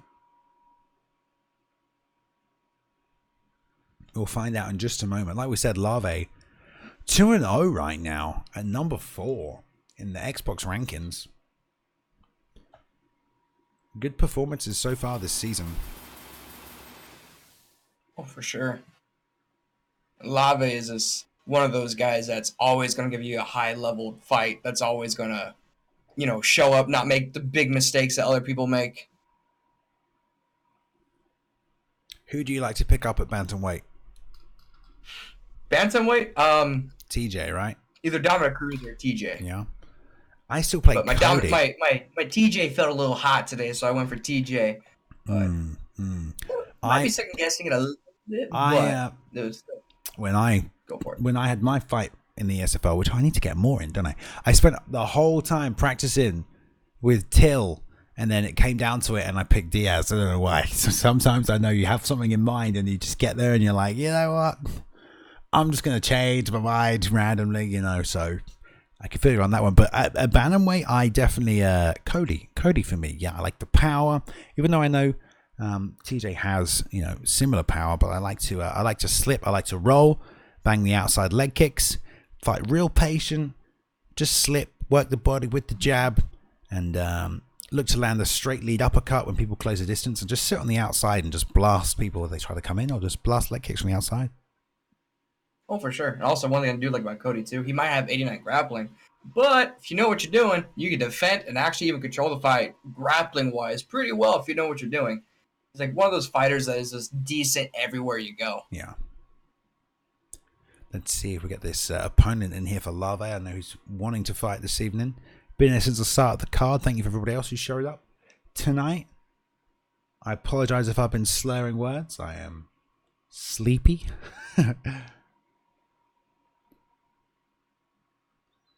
It always makes me think, like, we're doing these cards late night for some of us. Like, I wonder what it would be like to commentate an ESFL card at 2 o'clock in the afternoon. I wonder what that would be like. That sounds pretty good, like. I don't know. Maybe your little bit of deliriousness kind of adds a little flavor in there. That's what I'm going to sum it up to. I don't know. I kind of disagree. If we see a DJ pick, this is very interesting right now. I mean, there's going to be a couple of fighters that are just not going to be in the game when UFC 4 drops. It's going to be kind of strange, I think, right? Are we having actually anyone coming? Because I will say this. I do see in the chat that a Ruthless Don is saying he'll fight Larvae. So, my boy Ruthless. I'll fight Larvae, mate. Let me turn my Xbox on. I'm just kidding.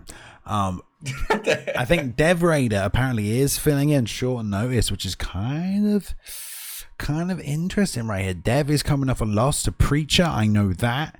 No shame in that. EK Preacher, one of the best competitors in the ESFL, is fighting later on tonight. So if it is Dev Raider, it should be a good fight nonetheless.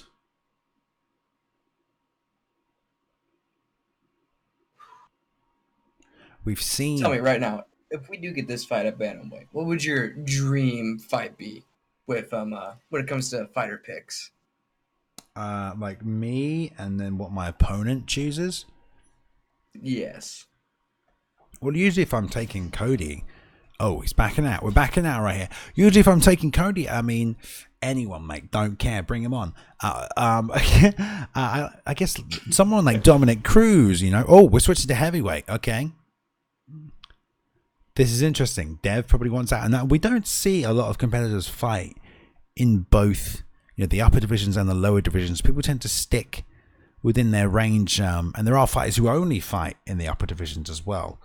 I certainly don't queue ranked for lightweight or heavyweight. I just don't like it. I find it too slow, but I know some people are completely the opposite as well. Oh, and now we're headed back down. We should just shut up. We just keep speculating things that aren't true. All right. We don't know what's going on anymore.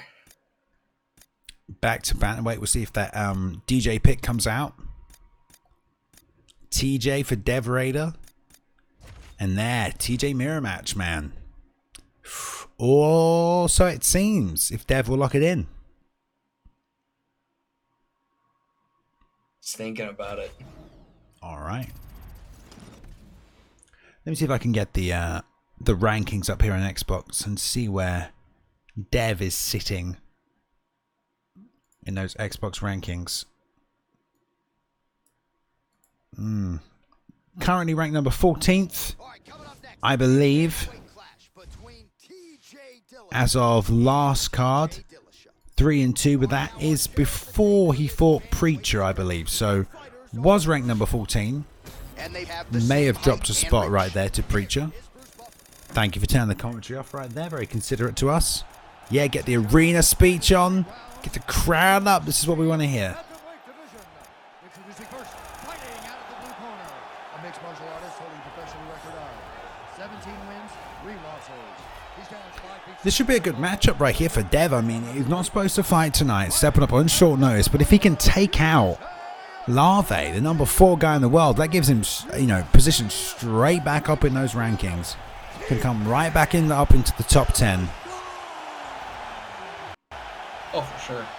It's like one of those. It's like one of those risky fights that you'll see happen in real life, where the short notice guy takes on the higher ranked fella and then ends up winning, even though he's the underdog. And then Well, we'll see about that. Oh yeah. Well, I know doing that against Larvae is no easy task, but still a thing. It's a video game. It's mixed martial arts. Anything can happen. It's very true. Dev apparently is number 19 right now. So we've got number 19 taking on number 4 here. Larvae 2-0. Not lost yet this evening. Dev 3-3 right now. Touching them up. Larvae in the red, Dev in the blue. Ooh. Oh! Dev letting the hands go right there. Larvae sitting out. That switch off that 1-2, but Dev stepped right back in there with a 3-punch combo and coming forward aggressively right now. Like you said, not showing any respect to Larvae. Just full power right there, banging that big right hook, but Larvae already slipping, throwing that straight right down there and eats a head kick right there for his trouble, sitting on the outside.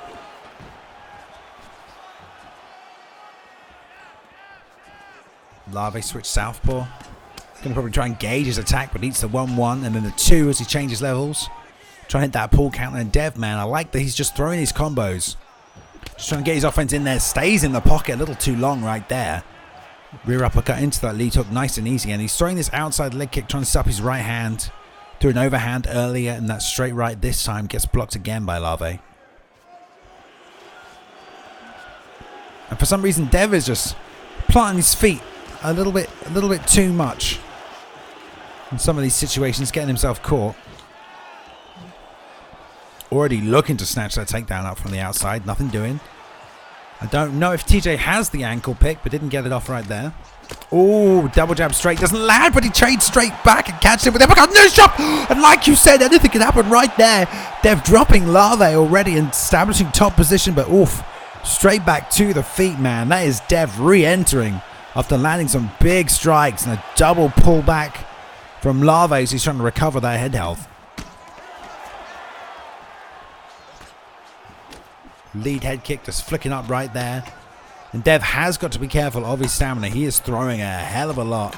He's doing damage as well, though. That's important to bear in mind. But, oh, slips the straight right. And now drives to the cage. Going to try and connect on the takedown right here. Denied right there, and wisely breaking that block, but there's a lead head kick. Maybe Dev thought he was out of range of that. And Larvae's going to try and slow down here. Pick his shots, not whiff, and try and start to take over that stamina advantage.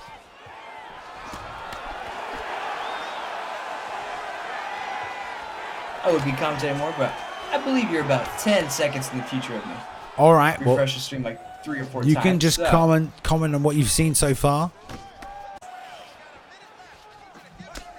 Well, like you're saying, the thing I see is Dev just showing no respect. But the thing is now, it's like, if he doesn't get this done in round 1, this could be a situation where Larvae starts to take over in the 2nd or 3rd round because of the stamina difference.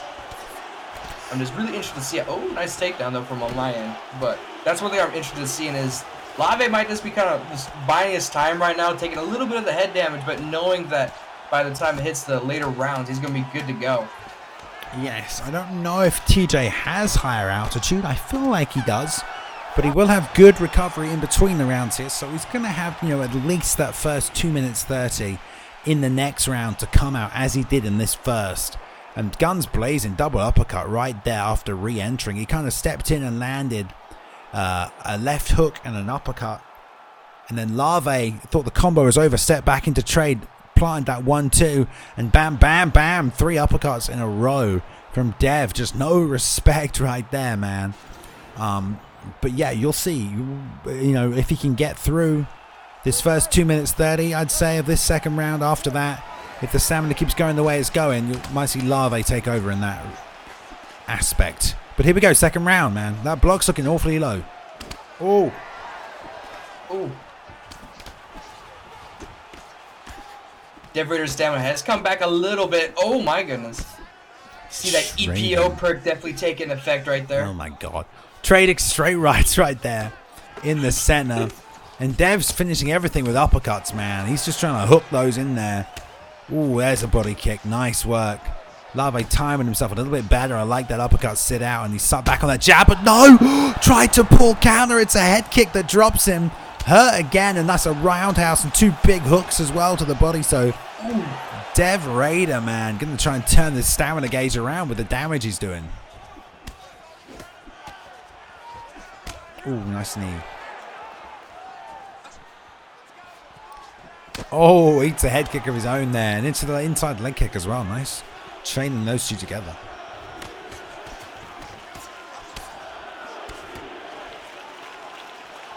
Now to the point, though, there is a stamina difference, though, but Larvae's head health is, like, definitely putting a very much of an equalizer on this fight. It's at the point, like, I get it, Dev doesn't really have that much stamina, but all it's going to take at this point is 2 to 3 good shots to rock Larvae. Yeah, and like we said, here's the 2 minute 30 mark right about now. And now it might get a little hard for Dev. I mean, you only need a little bit of stamina to land a 3-punch combo, but you just won't be able to continue the offense in there. The whiff on the leg kick and then a wise, almost half spear takedown right there from Larvae, thinking, I'll mix it up. Larvae undefeated so far this season. No chances being taken right there. Nice. I want to say double leg, but a takedown. We'll just go with that. Now he's got his half guard, top position, and into side control. Now Larvae can work the ground game. This would be really good for him to get some damage off to equalize that head health a little bit. He gets his head health equalized, and this fight's a lot more in Larvae's favor. And there's the ankle pick that we talked about earlier. Didn't know if he had it. Proves he does right now. Grabbing that and snatching that up. And again, Larvae just re-entering to the mat here. No reason not to. And trying to chip away at the body health and stamina of Dev Raider in this position. Little cheeky right there, trying to grab that single. Doesn't get it. Does deny the guillotine attempt right here, though. And Larvae just content to sit there forever, but dives on the guillotine right there as he tries to get up. Got a grip on it right now. In the full guard, trying to crank it. Going on to that stage 2, and I think he's going to snatch this up. He's going to get it. Oh, just pops his head out there. And look at the head health on Dev Raider. We talked about the damage Larvae took. Look at the head health on Dev Raider. Oh, for sure. Now, this is the equalizer that Larvae needed. The stamina's looking a little bit more similar, though, as I'm looking at it.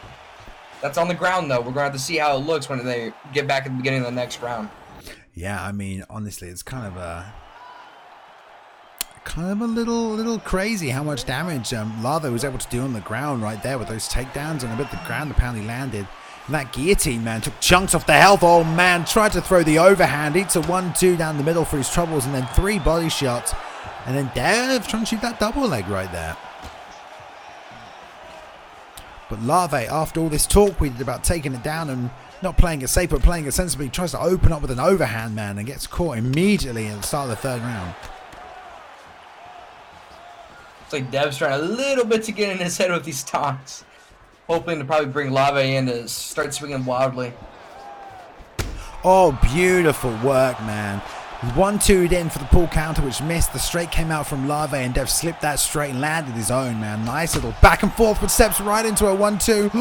Oh, my God. No head health in the block. So low, but he's still up right here somehow.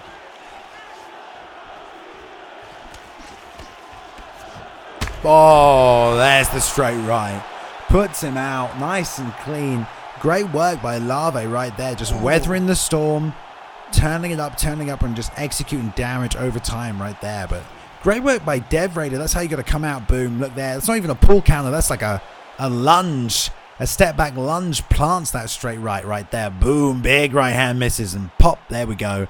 And it's because Dev was following up with that lead uppercut that he did so much damage right there. Steps back. Whoop. Straight right. And there's the lead uppercut trying to come through. But too much damage. Props to Dev Raider coming out swinging, filling in short notice against the number 4 guy, but that is Larvae 3-0 right now, and there's not many people in this division that have a record as good as that. So we're going to see Swift Tricks also looking to go 3-0 tonight, and Darth right now this season is 4-0. So, man, the undefeated people are limited and far between, but Larvae stays in their ranks right now. No 1 next to the name, holding on to that O. And makes it 3 wins tonight in Season 2 of the Esports Fight League. What did you think, Legacy, of that performance? I think they took the fight of the night card there pretty quickly. That was a good back and forth fight. To Dev, I mean, that's the way you got to do it, though, when we're taking these short notice fights. So that was good on him. In my opinion, he shouldn't lose any stock over that. He went through a heck of a fight with Larvae, which not a lot of people could do that. So that was awesome. But we did see Larvae kind of start getting into this rhythm. He learned the pretty much the combos of Dev Raider, and then took advantage of that with that nice back lunge straight. Yeah, so, man. You don't see that very often either, that full back lunge. Usually just the pull counter, but definitely, it's effective. Proven right there. Moved your feet right down the range of that right hand. I mean, that whiffed so short because of it. And I think he's paying. Yeah, there we go. Somebody to play for him. Oh, my goodness. We can hear some audio in the background for the next fight. It's going to be Yeshua's Hammer right here taking on El Dino. In a tough little matchup. El Dino 3-3 right now. Number 13 and Hammer also 3-3, ranked number 14. So both guys hungry, man. It's not double. Could you send me that link? It's in. Yeah, I'll send it to you. Yeah, no worries. I was going to say it's in. No, I've got. Here we go, mate. Boom, boom, boom. All right. Perfect. Let's get their mics muted right here. Okay, we're going to jump in because they're ready. They're picking right now at middleweight. And yeah, as I was saying right here, El Dino, 3-3 coming off a loss to Dabiken, who is fighting for the belt tonight. 4-3 Dabiken currently, but he's been on a hot streak taking people out. And yeah, it just goes to show, man, if you get a couple of wins, couple of losses, excuse me, it's all good experience here, especially this time around, this season right now. So we'll see, man. Both men 3-3. Legacy. Oh, yes. I'm really ready for this fight, though. A little bit of bad blood between Hammer and El Dino. So I'm ready to see how this goes. This is kind of set up as like the rematch of their first fight. So ready for that. We see Dino go with a Robert Whitaker pick, and good old Hammer go for in the Jacare Souza pick. So I'm excited to see how this fight goes. Yeah, me too. I mean, you know that Hammer is one of the best grapplers in the ESFL and has been since he first showed up. I believe he may have even been on ESFL 1, if not definitely in the first 10 ESFLs ever. So he's been putting in work for a long time, and he's very good, very competent grappling, and a good stand up here as well. But Dino, man, Dino's good everywhere. They're both coming off. Well, Dino's coming off a loss, Hammer's coming off a win. So you got to think, who's got the confidence, who's got the momentum going into this one? But I don't know, man. This is a good matchup. But another striker versus grappler matchup right here. He stands 6 feet 1 inch tall, weighing in at 185 pounds. Fighting out of Rio de Janeiro, Brazil, Ronaldo. My biggest thing on this fight is, with Jacare, he is powerful, but Robert Whittaker is even more powerful. So I'm interested to see how much Hammer plans on trying to stay on the feet with Dino, or if he's going to try to take this to the ground ASAP.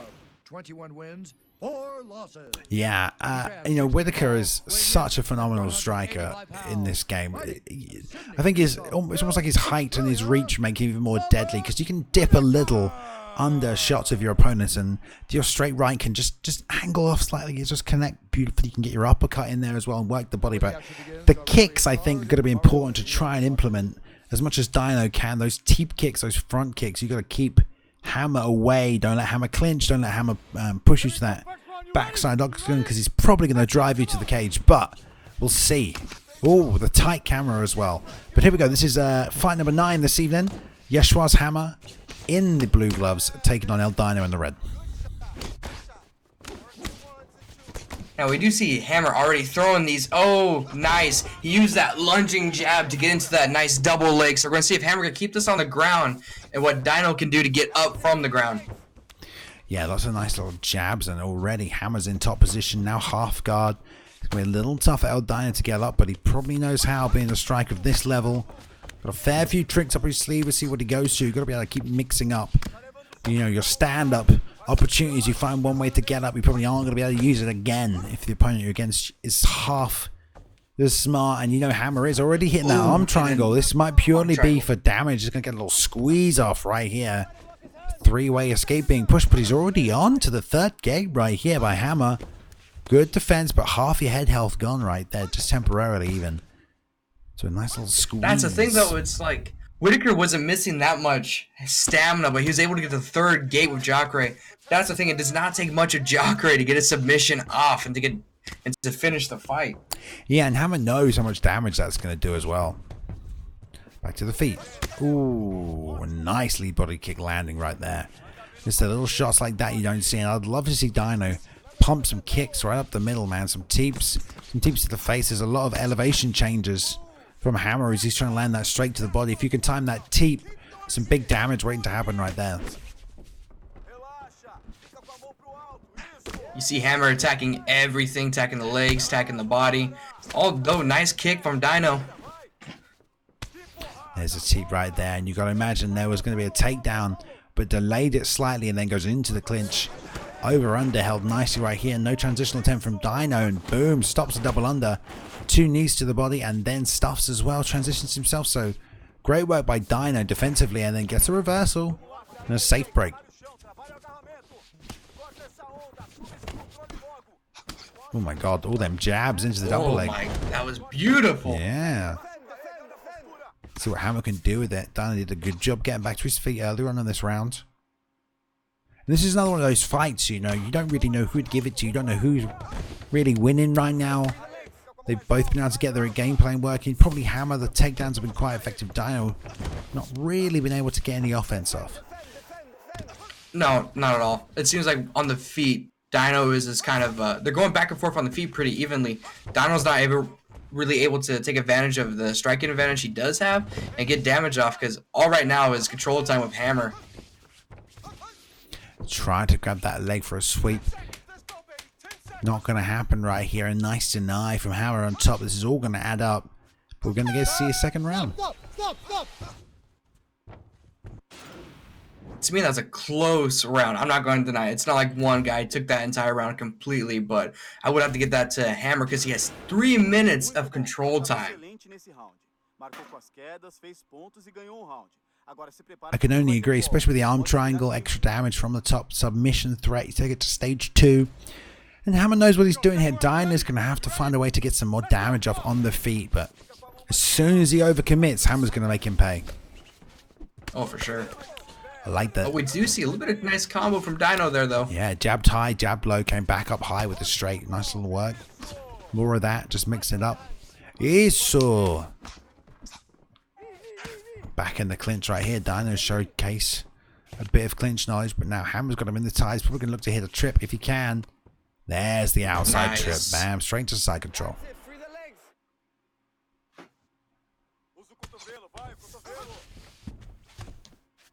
And we see Hammer get back in the stack guard. I'd like to see him, maybe not.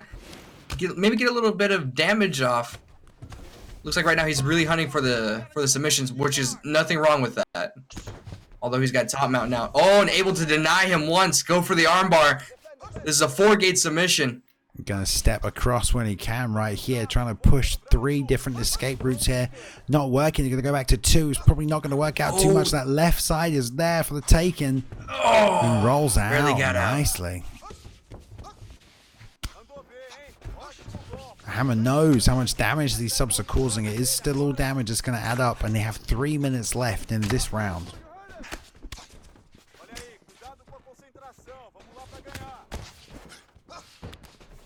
Ooh, nice entry for that double leg once again.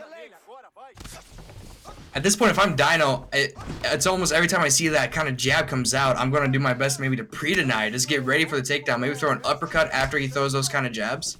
Yeah, and if it's on Dino, you need to get some damage on Hammer. You know, you're not getting big damage off of these 1s and 2s are nice, but they're not going to count for points that you need. And man, just like I say, that throws a jab. Oh, but there's the head kick. Called for the kicks earlier. Definitely needs more of them. They do risk getting taken down, but that jab or uppercut was what got slipped around and beautiful slip straight into the right. Left hook catches him. Good work, man. Right there. This is much better from Dino. Just outside the range of I think Hammer right now just needs to slow down a little bit. He's kind of throwing and whiffing and making these open shots for Dino. Now we see the stamina difference getting a little bit in the favor for Dino. Yeah, rocks and chops definitely helping with that stamina. And it's exactly what he needed, man. You know, he wasn't really able to get much off. Getting driven to the cage here late in his second round. There's the patience right there. No attempt to move at all. Just content to defend. Probably trying to get the break off this single. And good work. Stuff the head and now you go. Oh, but he keeps getting caught with these kicks. Protect yourselves at all times.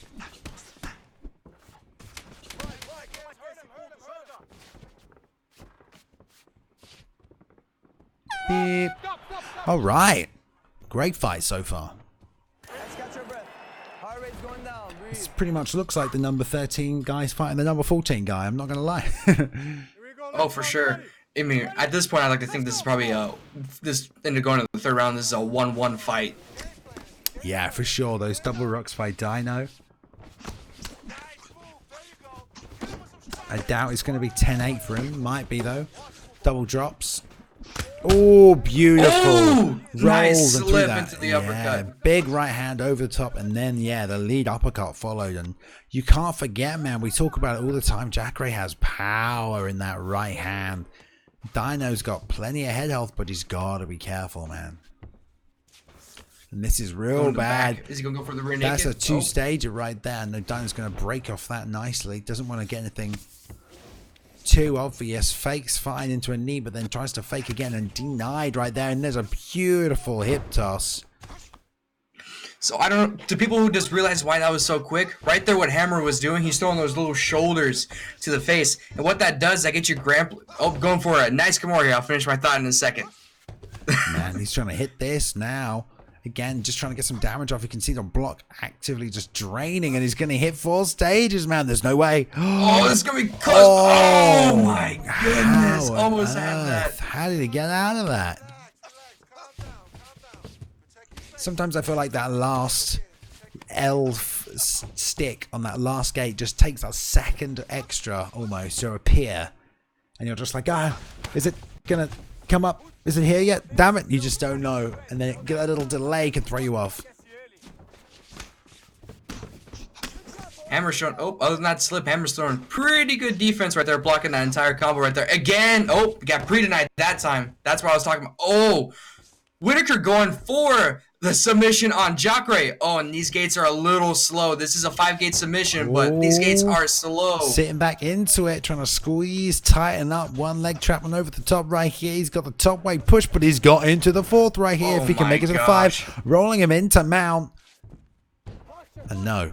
But it could posture up right here and do some real damage if he needs to. The hammer stamina is still recovering right here. This is going to all come off his block. Whitaker has some good ground and pound as well from the top. He's going to stand up. Oh, man. Overhand. Lead uppercut, left hook. Nice combo. Can't forget the power of Jacare once more.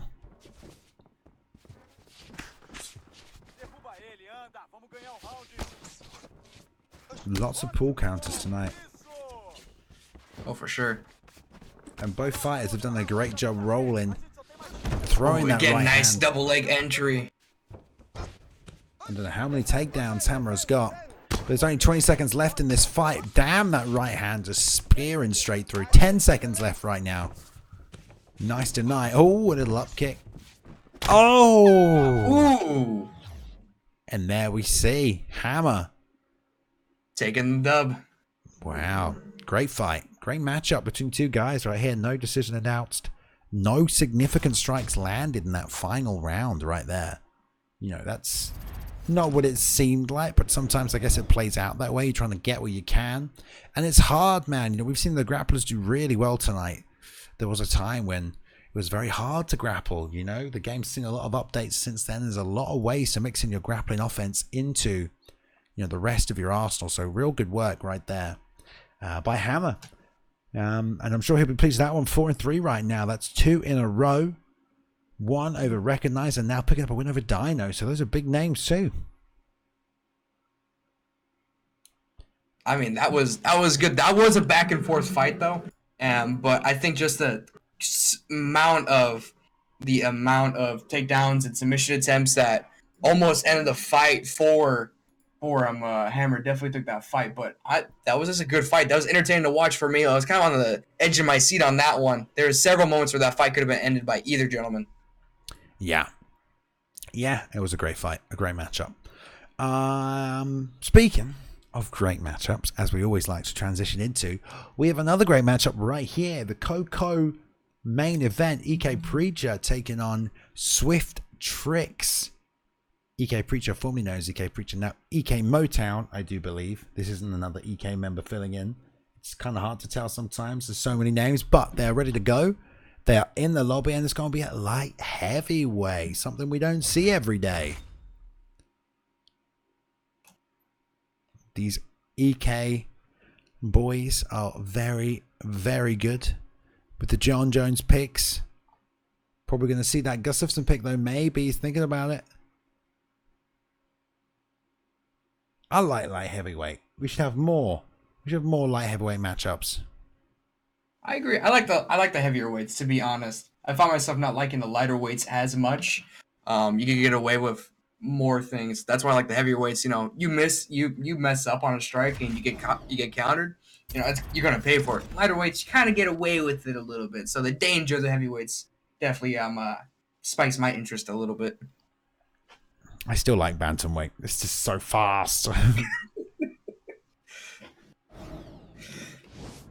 Get it finished. So we got a classic DC versus Jones. We're going to see how these gentlemen go at it. Which one's going to initiate grappling first? Because that has to happen when it happens like this. Yeah, and you see right there, 16 wins for EK Preacher, a.k.a. EK Motown, over Swift Tricks right here. EK Preacher 2-1 right now this season, coming off a win over Dev Raider, who just lost right there, filling in short notice against Hammer. And we'll see how he plays out. I mean, Swifty here couldn't for wins because Legacy Swift undefeated so far this season. Yes, he's he's definitely kind of making a name for himself right now. His actually last win was against me, where yes, I had him in a bad spot and he did a perfect counter to end the fight in a fight that was not going to be his. So he took advantage of that. Swift is smart like that though. He's going to make you think that you got the win, and he's going to knock you out with a slip straight that's so perfect. Yeah. So we're going to see what kind of. One thing I'm interested to see though is kind of what kind of John Jones Motown is going to be here. Yeah, I mean, EK Darth has probably got the best John Jones that we've ever seen, at least in my opinion, in the ESFL. So we'll see if Motown, some of that's rubbed off against him. But this is exactly the game plan you want by Swift Tricks right here. Drive him to the cage, put him in the clinch, you know, and work there. Cormier has great stats in the clinch and some perks to boot too. So this is absolutely a place where you can dominate this fight early as well. You know, get some stamina advantage, get some shots to the body. You can already see the difference in stamina. It might not seem like much is happening when you're in the clinch hanging these knees, but the stamina does appear, you know. And there, great leg catch. Smart move by Swift Tricks. Nice takedown from there. I know what you're saying though, like there's a little bit of a stamina difference, but the thing is this is only 2 minutes in the first round. And there's already this much of a difference. You don't see this a lot. Oh, a little bit of time coming from Motown here. We'll see how Motown can deal with this pressure of Swift Tricks. It can be hard as Jones. He needs to switch those elbows and start using those as rangefinders. Just as I say that, he's popping one in. I mean, that elbow is the same distance as, you know, that hook that he has normally because of the height and the reach he has over Cormier. So elbows definitely help him, and knees. He's got to stop this forward offense. Beautiful work to get that body lock, man. That was some high level clinch work right there, just snatching it up so fast. Now the biggest thing is to see if what Swift can do on the ground when it comes to holding him here and getting damage. This is what DC's good at, ground and pound. I mean, DC is so good everywhere, and you know, a good DC player is really hard to beat. There's just so much pressure. You know, he can box you up, get in close, and as soon as you throw or make a mistake, that clinch is coming, that takedown's coming, and this constant pressure and body work and takedowns here is really separating the stamina up between the two fighters. Another catch.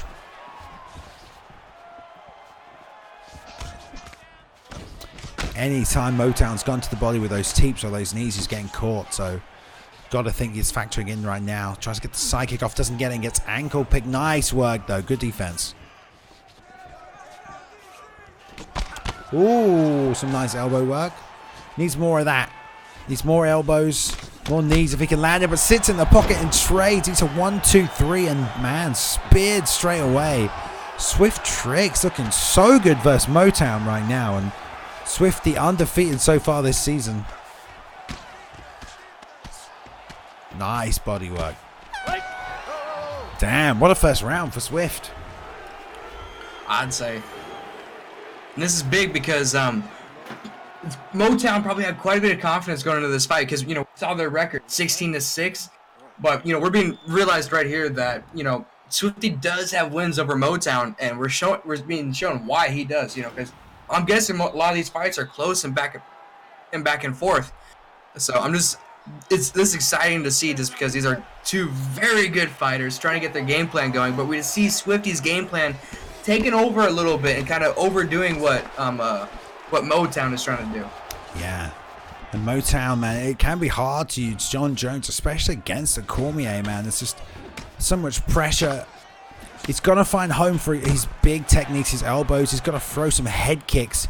Get away from those body kicks if they're getting caught. You know, Swift's coming forward. Use that same stride straight and then throw those kicks off that same side, elbows.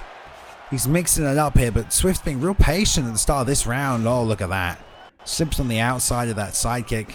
Ooh, and there we go. That's what I mean. Big strikes. The hands aren't always up for Swifty as he's entering here. He's dropping them as he tries to throw jabs because he's stepping into jab. So if you can time a head kick, you can do some big damage. Or that teep kick up the middle for Motown, I'm sure will land quite nicely if he can find a home for it. And there's a nice straight. Stopping Swift's entrance here. And you can look at the head health on Swift. He has taken some damage. You know, Motown definitely not out of this fight yet. Oh, for sure. It's still a competitive fight by all means. You know, both gentlemen are still getting offenses off. Oh, man. Motown's definitely. Oh, yep, you're definitely ahead of me on this one, but you definitely see Motown starting to use all the tools. Oh, I see what you saw. Yeah, man. Nice lead hook. And again, a spear takedown straight away. It's just a wise move. Swift tricks. But again, Motown taking advantage of the John Jones get-ups, man. From side control just straight up right there. Nothing doing. Couldn't even get held down by Cormier. And a beautiful pull counter by Motown, but unable to follow up with anything.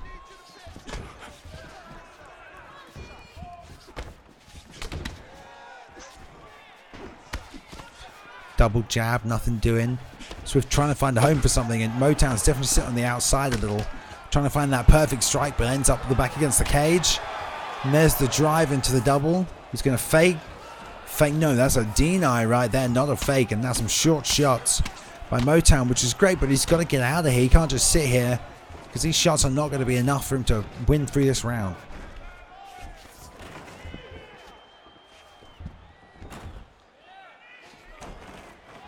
Pommel's back under. We do see. Sorry. Oh. No, you're good.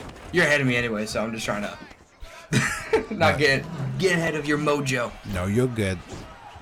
Lots of pull counterings coming out right here from Motown. There's another overhand. He's landing that quite consistently. There's a spinning elbow. Nice work. Rear uppercut miss. 1-2 lead uppercut misses there again. And a switch knee to the body, but it's met by that straight right by Swift. He's already throwing back.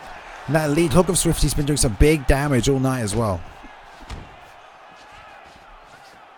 We definitely do see Motown starting to use all the tools. I've seen a lot more elbows, not as many knees, because he's probably worried about them getting caught. But oh, nice front kick. Yeah, like we said, that front kick up the middle will do some damage if he can time it, and finding it right there. These spinning elbows, front kicks up the middle, this is what he needed, and wasn't able to get off in the first round, but definitely utilizing them a lot better in the second. Spinning elbow is such a good way to stop your opponent coming forward. You can time it. If the jab comes out and there's nothing else coming after it, a spinning elbow immediately following it can really do some damage, and good work. So Motown's going to need more of that. Maybe 1-1 right here. We'll see, but it's a third and final round between these two great competitors. Number 11 versus number 15 right now. Oh, another spinning elbow. It's good for Motown. Swifty's not having none of this though. Grabs it, takes him down. Doesn't want to lose that O today. Definitely not. Now, if Swifty just can hold this on the ground, we can see him start to get some damage off, and definitely a lot of control time. Because if he just holds a lot of control time, he could win this round without if he doesn't take much more damage. Big right hands right here.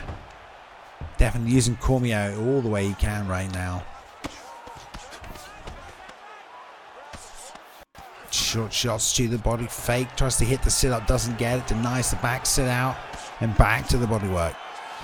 Oh, full mount transition, beautiful reversal from Motown as that came out, and now you got John Jones on top of you doing some big ground and pound, making him pay immediately with his elbows as Motown. This is big damage right here. Oh, the backside shrug sit-out though, man. Legacy, this is a ground battle right here. And I'm enjoying this because the thing is, like I said, Swifty can stay on top and not take damage, but at the same time, though, these guys are just going back and forth on the ground. Was another nice. And I like these fights. Oh, I like these fights. I like these grapple exchanges. Especially when both fighters have so many reversals and ways to switch out on your opponent, and they're both showcasing it right there. More spinning elbows from Motown.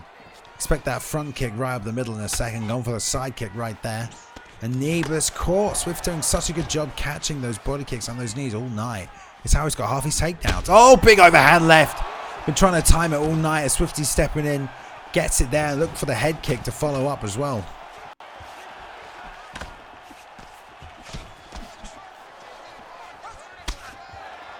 Nice liver shot. And this is where Swift is getting caught now. He's having to step in. Obviously has to step in to close that distance, but as he begins to fire, but he gets in there. Lands a rear uppercut, left hook, and they're both still standing. As I say that, Motown is dropped with the overhand, breaking the block, and there we go. Swifty still undefeated this season, 3-0 right now, and taking out EK Preacher, aka EK Motown. Ooh. those fights though where it's just so close, it's like the fighter needs to almost get a finish at that point to make sure that they win that fight. And it's just cool to see Swifty able to pull out that stop, because honestly, Motown was doing the same thing. He was so close to also finish the fight with his own rocks. Yeah, man. I mean, it was very back and forth. Definitely Swifty took that first round. 7 takedowns as well.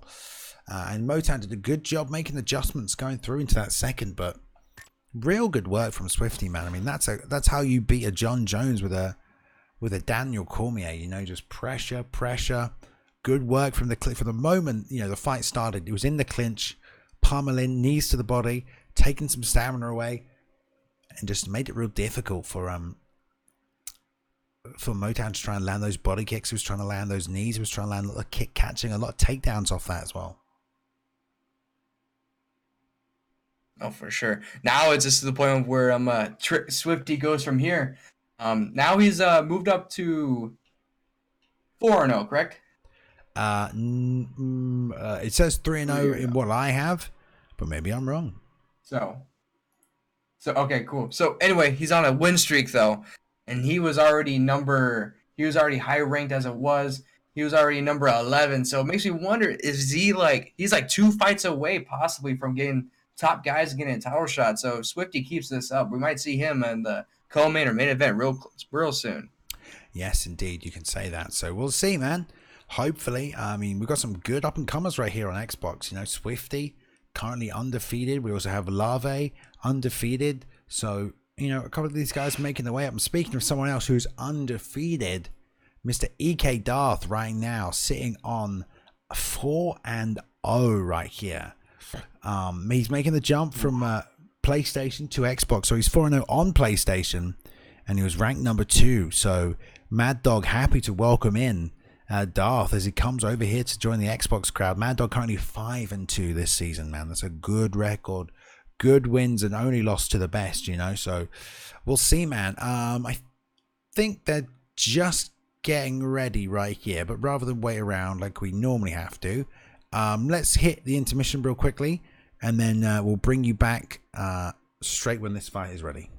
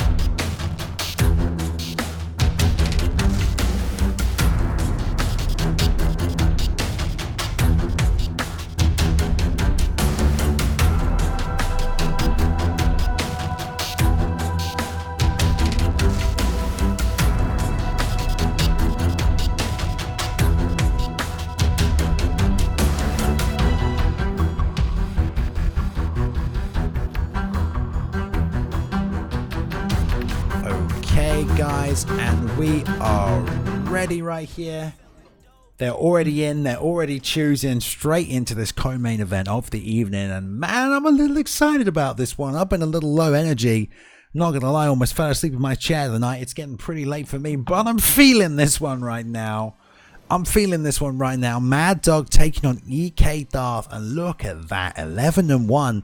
You know, and Darth is making that jump right now from PlayStation to Xbox. So let's see how he does on the big stage over here. Mad Dog want to let it be known that it's not going to go easy, and you know he's going to come at him with this Diaz pick. Oh, for sure. But the thing is, though, EK Darth's got the nice pick with Robbie Lawler actually going for the takedown against Nick Diaz.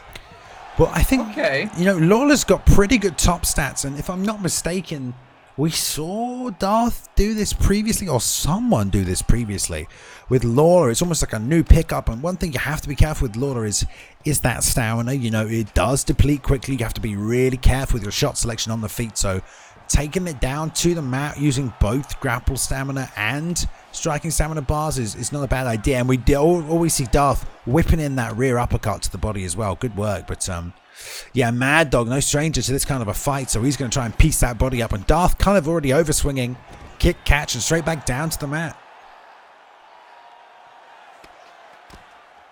I can see Mad Dog possibly. Oh, the nice reversal, though. Damn. Beautiful work. And this is not good, man. Lawler not the best on his back. Does have some good get-ups, but he's going to have to find them sensibly. And Mad Dog is not going to let him get that easily. Nice denial for the top mount. Yeah, transition. Backside denied, though.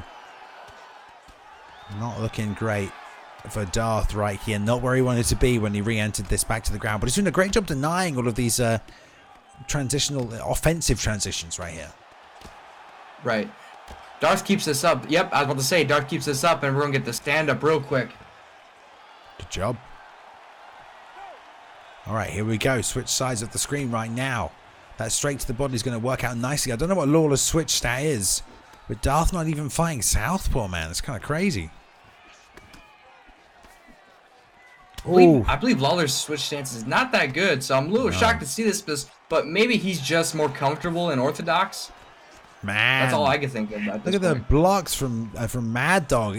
Darth is landing nothing, man, and the stamina is going down. Mad Dog just pieced him up, hitting that body too. I mean, this is real good for Mad Dog, especially early. Oh, and there's a kick catch as well. A nice return.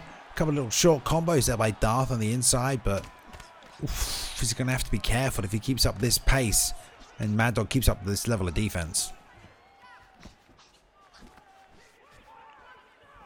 Fakes that roundhouse there. Oh, I'm loving this body work by Mad Dog, though. Yeah. I can see maybe Darth trying to intercept him with an uppercut. We need to see less volume from Darth, really. Less volume and more big, powerful, precise shots. Needs to slip, make Mad Dog miss, and crack him hard with big shots, because the volume is not going to do it for him right now. It's just going to wear him out more and more. And he's going to get countered when he misses. Ooh, rear uppercut and lead hook to the body as well. So this is good work by Mad Dog in this opening round. First round, definitely Mad Dog. Landed 50 strikes. It looked like he landed most of it. Very high percentage of land rate. Versus Darth, who not so much, is kind of swinging at air, swinging at blocks, and that's about it. So at this point, though, stamina is a big thing, and this is what Nick Diaz wants. He wants stamina. He wants to start blowing through that block, because you're not able to do anything, not able to return at all, because you have no stamina to return with. And with no stamina, too, that gets rid of the power of Robbie Lawler a lot as well. Going back to that switch stance right here. Oh, and walk straight into that jab lead hook. Nice, and gets the over-under. Transition straight back to the single collar right here. Let's see who gets the best of this clinch exchange. Nice deny. There's a lot of great denials coming out from Darth, man. This is what's keeping him in this stamina-wise, is his denials of all these transitions from Mad Dog. Gets his body lock right here. Let's see if he can finish it. Something simple back to the full tie. Nice juggling of those uppercuts. I think some dirty boxing on Robbie Lawler. And damn, this is good, man. This is what's going to turn this round. If he can keep it in here and do some damage. Control the fight here. Get some denies. He's going to help him out both stamina-wise and damage-wise. Alright, there we go. Now they're separated again. Now we can see if Mad Dog can start getting his boxing out again, or if Darth able to get this clinch. I want to see Darth try to go for clinches more. That's where he's winning this fight. That's where he's kind of getting Mad Dog in a very uncomfortable position. Yeah, it was 3:15 left. You know, plenty of this fight left. We're coming up to the halfway point. You know the Mad Dog's going to get that stamina boost in the next round, and that's kind of an empty double leg right in the middle of the octagon there. Didn't really set that one up at all. Oh, and a head kick. Fires up. Nice job slipping straight away to get any more offense off, and there, catching the liver shot. It's a good work, but that bounce off the head of Darth right there, who's looking a little shaky as we move to the halfway point. Remember, Darth undefeated right now, 4-0. And Mad Dog looking real good here, man. Another lead uppercut, cracking him right there. Mad Dog being smart, too. He's not going in there wasting all of his stamina. He's just knowing if he keeps on doing this, he's going to keep on cracking down on the head health, and then the opportunity to finish the fight will show. Although Darth does have Mad Dog here in the clinch. Into that single collar, nice deny. Outside trip gets blocked though. Darth is being very good defensively in all these grappling exchanges, and you're right, he's back here in the clinch like you said, where he wanted to be, but two fakes either side and into the break right here for Mad Dog.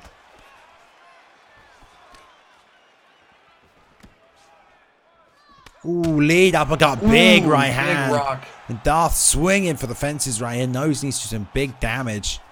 Trying to test that block. The swing and the miss. The double leg animation just gets stuffed right there. I don't even know what happened. Too far out. I want to see Mad Dog not really throw so many things that's going to whiff, because he's got a stamina advantage right now. If he keeps the stamina advantage going into the third round, this could be really big.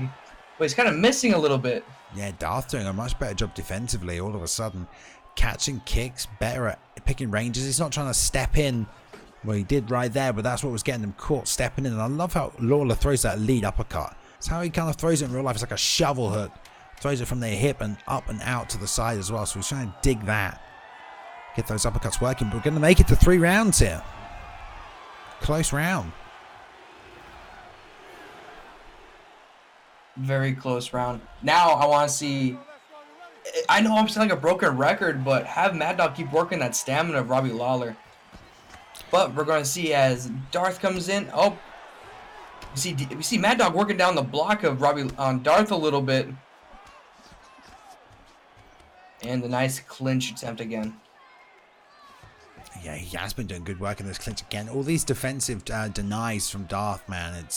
It's just good, solid grappling. It's what's keeping you in a fight like this, where you're mismatched in the grappling stats and the grappling stamina, but you're still able to contend purely because, you know, you can deny and drain your opponent's stamina and have good awareness of what they're going to do. So Darth's still in this. He's going to be winging for the fences, though, you can bet, trying to get that big rear hook on, and a driving takedown right here. Switches to the body lock straight away. Yeah. Now at this point with the stamina difference, I want to see if Mad Dog can take advantage of this. Once we get submission attempt off the bottom, because Diaz is very dangerous off the bottom, especially with submission attempts. I don't think Darth too worried about right there. Just wanted to get some top position. These are the kind of little things you do that win you a fight, but he does have to be active here. And get the nice reversal though. Tries to hit side control, doesn't make it. Needed to land a bit more damage off there, I think, because Mad Dog now is top position, and all this work he did to get this takedown isn't going to mean anything. Oh, 2 hooks in right now and rolling into the full mount. Big shots coming down for Mad Dog. And this is really winning Mad Dog the fight, because not a lot of damage has happened so far, and it's just all this control time is just amazing for Mad Dog at this point. Denying all these transition attempts, just sitting on top and just smacking them over and over again, these little body shots. Nice pass into half guard, straight back to full guard though. But yeah, I can't see the timer because the white of the clock is on the cameras. I mean, it was 1:40 right there. And man, I feel like Darth needs to get up and do something big if he wants to win this round.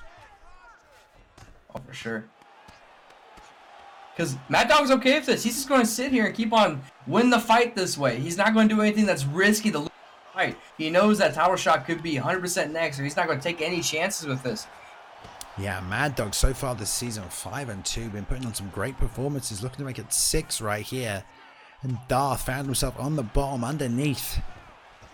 A Mad Dog that is hungry, like you said, for a title shot and unable to find a way back to the feet. It's been here for about 3 minutes of in-game time now. There's only 30 seconds left in this fight. For sure. Darth needs to make something happen. He needs to get up. This is desperation mode for Darth at this point, but Mad Dog ain't having it. Oh, although, ooh. Nope, nothing happening. And it's going to play at this out. Point, we're going to go to the scorecards, and yeah. I'll most likely see Mad Dog win this fight. Most likely. Depends who they give that first round to. There's a lot of offense coming out. Oh, nice little 2-1 lead uppercut. I like that right there. And round 2. big liver shot. I feel like there was a couple of takedowns in that round 2 and some damage from Darth, but we'll really see this round 3, man. After Darth got that takedown and was reversed from side control, it was all Mad Dog on top. So, man, I don't know. I'm sure chat know, but I don't know. I'm done making predictions. It seems like every time I make a prediction, I end up being wrong, even when it's my own fights. But we're not worried about that. That's why. There we go. Nice. Crazy. Crazy. Well, top control was pretty similar. And that breaks it right there. Darth coming over to Xbox from PlayStation undefeated, and there we go. Picks up an L. First time this season. 4-1. Mad Dog moving to 6-2. It can be done. Not the best. For sure. Excuse me. Not the best matchup necessarily for Darth there with Robbie Lawler. But you got to feel he was confident with that pick going into it. Otherwise he wouldn't have taken it. Oh, exactly. I don't feel like that was like a last second desperation. I feel like that was something that he was trained for and ready to go into, but Mad Dog just, you show the improvements he had because of that old record that we saw at 11. We definitely see that Mad Dog's made a lot of improvements since they've been last fighting. Yeah, 11-1, man. Yeah, that's crazy. The pre-fight score between the two of them and the matches they've had. I mean, you kind of have peaks and troughs. I feel when you're playing, your competitive games like this, competitive fighting games. It's hard to be consistent, but sometimes you can find, a rhythm, and you can just play and not make mistakes. And sometimes you beat yourself by doing things that are maybe out of your game plan, out of your character, out of what you're usually good with. And Darth came with his game plan, his Robbie Lawler, his top control. And it was just good work by Mad Dog right there, man. I'm just staying consistent and just putting in the strikes. I mean, it kind of was quite close, a bit closer than you might think, really, that matchup. But a good fight, a really good fight. And there we go. Number 2 on PlayStation. Darth dropping that first L this season, man. Good work from Mad Dog. All right. Oh, for sure. Maybe I think that's going to end some discussion of what's better, because number 2 guy just got beat by Xbox guys, so got to represent a little bit. Yeah, we do see the Xbox guys go over to PlayStation and get beaten as well, though. So it depends. It's fun to go over. 100%. Let me have my pride a little bit, okay? No worries, no worries. All right, it is time for the main event of the evening. This is the ESFL 67 Esports Fight League. Right now, we have the champ XYZ Stylez, currently 4-0. Looked absolutely phenomenal ever since entering the ESFL, almost unbeatable, just some straight dominating victories, and he's taken on Dabiken, number 3 in the world, 4-3 right now. This is the second time they fought. Stylez picking up that first win, and we'll see, man. Stylez taking out Declan, Dabiken, and a couple of others on his way to the top right here for that belt. They are in the lobby, so we're going to get it on. And switch over to the fight picks right now. Middleweight matchup, as we do here. Jacare is the meta pick. Has Jacare lost tonight? I don't think he has. Nope, I don't think he has either. I think it's been a Jacare winning streak at this point, and we're still going to get one because they both got Jacare. It's kind of weird, isn't it? Because sometimes you feel like Jacare's losing, but finds a way to win almost every time. It's kind of ridiculous. For sure, but that just shows how dangerous Jacare is. This is one fighter in the game you do not want to make a mistake with, especially on the feet and on the ground. Belt is on the line right now. ESFL 67. Stylez coming in hot, taking on Dabiken, trying to defend his belt here tonight. See how it plays out. Lots of aggression, lots of speed, and an ankle pick already from Stylez. Denied right there by Dabiken, who's going to sit and try and fire off these combos. Dabiken always have crisp, flowing hands. Great boxing, representing the DG camp. And we'll see if he can get that offense off. Stylez just very good defensively. Never really makes any mistakes and slips off the lead uppercut. Fires the right hand over the top and ducks under to the double leg. And this is where Stylez is going to be best. Don't get me wrong, we have a lot of great grapplers, and Dabiken is definitely a great grappler, but this is Stylez' world. This is where no one wants to be with Stylez. So I'm just interested to see what Stylez is going to do. Looks like he's being a little patient, though, and is kind of working his time, getting these body shots. Although Dabiken did deny a transition there pretty well, and back on her feet. Yeah, definitely. Ducking under, jab to the body, a rear uppercut and hooks to the bodies right here as well. So Stylez just standing right in the pocket. Everything Dab's throwing out, he's finding an answer for right now. And bouncing off the block. Good block work though. Dabiken getting that up. Testing with that straight right. Needs a little space, Dabiken feels like right now, to get his offense. And bam. Big drive from Stylez after Dabiken threw that one rear uppercut. And Dab waiting here, waiting. Switch to the single. He can try and get that break if he needs it. Not going for it. Just a little patience right now from Dab. And there, finds a break. Good job. Stuff in the head. Coming out, nothing doing. And Dab always going first here. Legacy always trying to fire first, but it's just bounced off the block of Stylez. Oh, for sure. Maybe this is a time where Dab can back up a little bit. Maybe like, let Stylez throw first. Maybe counter a little bit. Because at this point, he's just kind of jumping right into Stylez' game. Yeah, you got to feel it. Maybe you're a little jittery. You know, you don't really know. You're fighting the champion. He's already beaten you. You want to make sure you're landing that offense, but Stylez definitely seems a little bit more relaxed. There's a nice uppercut and tries to go back to it. Dabiken finally go home for it. And a nice cheeky left hook on the way out. This is good work from Dab. Finding a home for these hands now. Runs Before the takedown, we're starting to see Stylez' head health go down a little bit, and that's where we mostly Stylez have issues, is on the feet, trying to box with people. But this is where Stylez lives those back on the ground. He has a nice outside leg kick, and he just snatched a single leg, round the pipe with it. And here we go, in the full guard of Dabiken. And Dab usually very good at getting back to his feet. Doing the old Prioxis sub feints right here. Trying to hit that get up. Oh, foot on the hips. I like it. Fake the triangle, fake the foot on the hips, and then over the head get up. So here we go. Dab. Many ways to get back to the feet, especially with Jack Ray, you know it. Good work then. Oh, right hand over the top into a lead uppercut. Big rock right before the end of the round. Man, I tell you what, it feels like Dab wasn't landing much in that fight, but towards the end of that second round, he was catching him with some big punches, man. Left hooks, right hands, and uppercuts. Yes, that was a very close round. I feel like that rock definitely might have just stole him that round right there. Look at Dab coming forward now with some confidence. Jabbing, trying to find some reactions. Takedown, nothing doing. Dab switching to southpaw. Staying on the outside. It feels like Dab's going to try and win these big punches and try and find a home for something right here. Ooh. And then nice double leg. Yeah, man. Stylez wanting more of that. Not messing around on the feet anymore with Dab. But like we said, Dab usually quite good at getting back. We'll see. Got the guard closed right now. Double pump fakes. Double to the right, double to the left. Some body work. And then nice slice to half guard. Let's see if Dab can regain posture. Oh, control, sorry, on that full guard. Nice deny there as well. Back to full guard. Let him get back to full guard.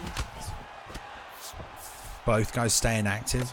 Scoring points as you do. Not afraid to let that affect their GA. Backside fake. Over under fake. But denied by Stylez. Very hard to fake Over-under is not that the best thing to fake there because it is so slow. Yeah. Even when you do fake it, plenty of window to able to deny that. You got to think maybe he wasn't trying to fake it. He thought he'd have to get up on the feet on the hips. Kind of cost him sure. now because Stylez posturing up and doing some big damage from this full guard position. Just working the body relentlessly, stubbornly as well. Ooh. Oh man, this is big damage. Oh, for sure. Now we're seeing a point with all these body shots. A little bit of stamina difference now. Over and over, but gets it. Double full guard, posture control, fake into the get up, flick off to the side, and these uppercuts from Dab, man. Stylez are going to watch out. Dab is just trying to throw big punches from applied stance. If he changes level at the wrong time, stepping in with a lead hook, Stylez got to be careful right here. Oh my goodness. Nice cheeky left hook. Planting and throwing bombs at this point. They both are, man. So Jackery's all about. Someone could get knocked out at any moment, it feels like. Oh, there's that pull back lunge into the straight right. Nice work. There's a front kick. Oh. Left hook again. Left hook, right straight. Dabiken's head was starting to shine a little bit. The power of Jacare, man. Oh, left hook, right straight. Left hook and slip right straight. Left hook catches him. Right hand over the top and style over and over again with his left hook. If Dab can just roll under, come back over the top, we can do some big damage right here. Or pull counter that left hook, which he did earlier.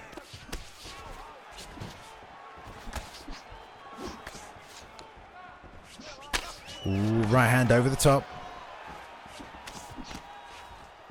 Ooh, cheeky little left hook. Ooh. 10 seconds left in this round. Man. Oh! That's it. That's it. Oh my. Front kick down the middle, man. Front kick down the middle right there. Oh my goodness. We need to see that. We need to see that again. Loading it up right here on the highlights. Oh my. What a way to finish it. I was about to say end of that round, but no, nothing doing. We see it here. Dab pushing forward, rear uppercut lands, left hook lands, getting confident, stepping in, big roundhouse, and bam, as he tried to throw another strike. Planted Stylez just snapping off that front kick right down the middle, man, and defending his belt. Dude, Dab was making him look human, putting the pressure on, tearing him up right there. It was a very competitive back and forth fight, but in the end, man, Stylez finding a way to win with that front kick right down the middle. Oh my god, that was just ridiculous. At that point, I was sitting there, I was kind of thinking to myself, Dabiken, back up a little bit, man. Like, this round was good. You don't have to keep on trying to go for it, but, was still going for it. Very end of the round, got caught. That was just, to me, that was just ridiculously well timed. It's almost like, it didn't seem like it was just a desperation thing. It's like Stylez knew it was going to happen, that he was going to go to the body, so he threw it and it connected. Yeah, man, he was just pressuring forward, coming forward. He had been landing big strikes in that round. He was finding home for these cheeky little uppercuts, just slipping in there and lead hook. And Stylez, man, kept leading with that lead hook, It felt a little dangerous, man. It felt like there was, windows of opportunity for big strikes, big damage there, but just backing up, body kick, and then the reset transition just slipped it in there, man. And KO. We see that so much with Jacare. Just out cold KOs, man. No rocks before it. Just instant KOs when there's opportunity windows are there. It feels like the damage that Jacare can do is just insane. I think we saw 2 flash KOs by Jacare today. Have we did, not? Yeah, man. Not surprised. Goodness gracious. If you're not playing Jacare, start playing Jacare, guys.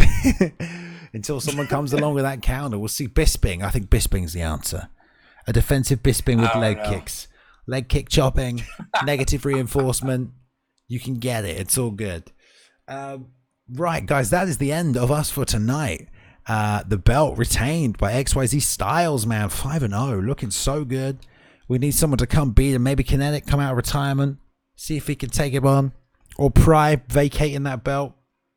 We've got some fresh lung blood in the ESFL, and it's looking good. XYZ Stylez looking unbeatable right here. A little bit of pressure from Dabiken was good work, but man, still undefeated. We had Darth lose that O tonight, and Swift Tricks holding on to it, 3-0 right now, as well as Larvae 4-0, 3-0 as well. So we got a couple of people just moving on up closer to that belt, and Mad Dog 6-2. You better believe he's probably coming for that title shot. But that won't be next week, because next week is the PlayStation 4 card returning. So the champ's going to be defending his belt right there, who I don't know who it is off the top of my head, because it is 4 o'clock in the morning and I don't even know what's up or down anymore. But I will say it is a Unibot. Unibot, there we go. Of course it is. I will say thank you, Legacy, for joining me this evening. Hope you had a good time.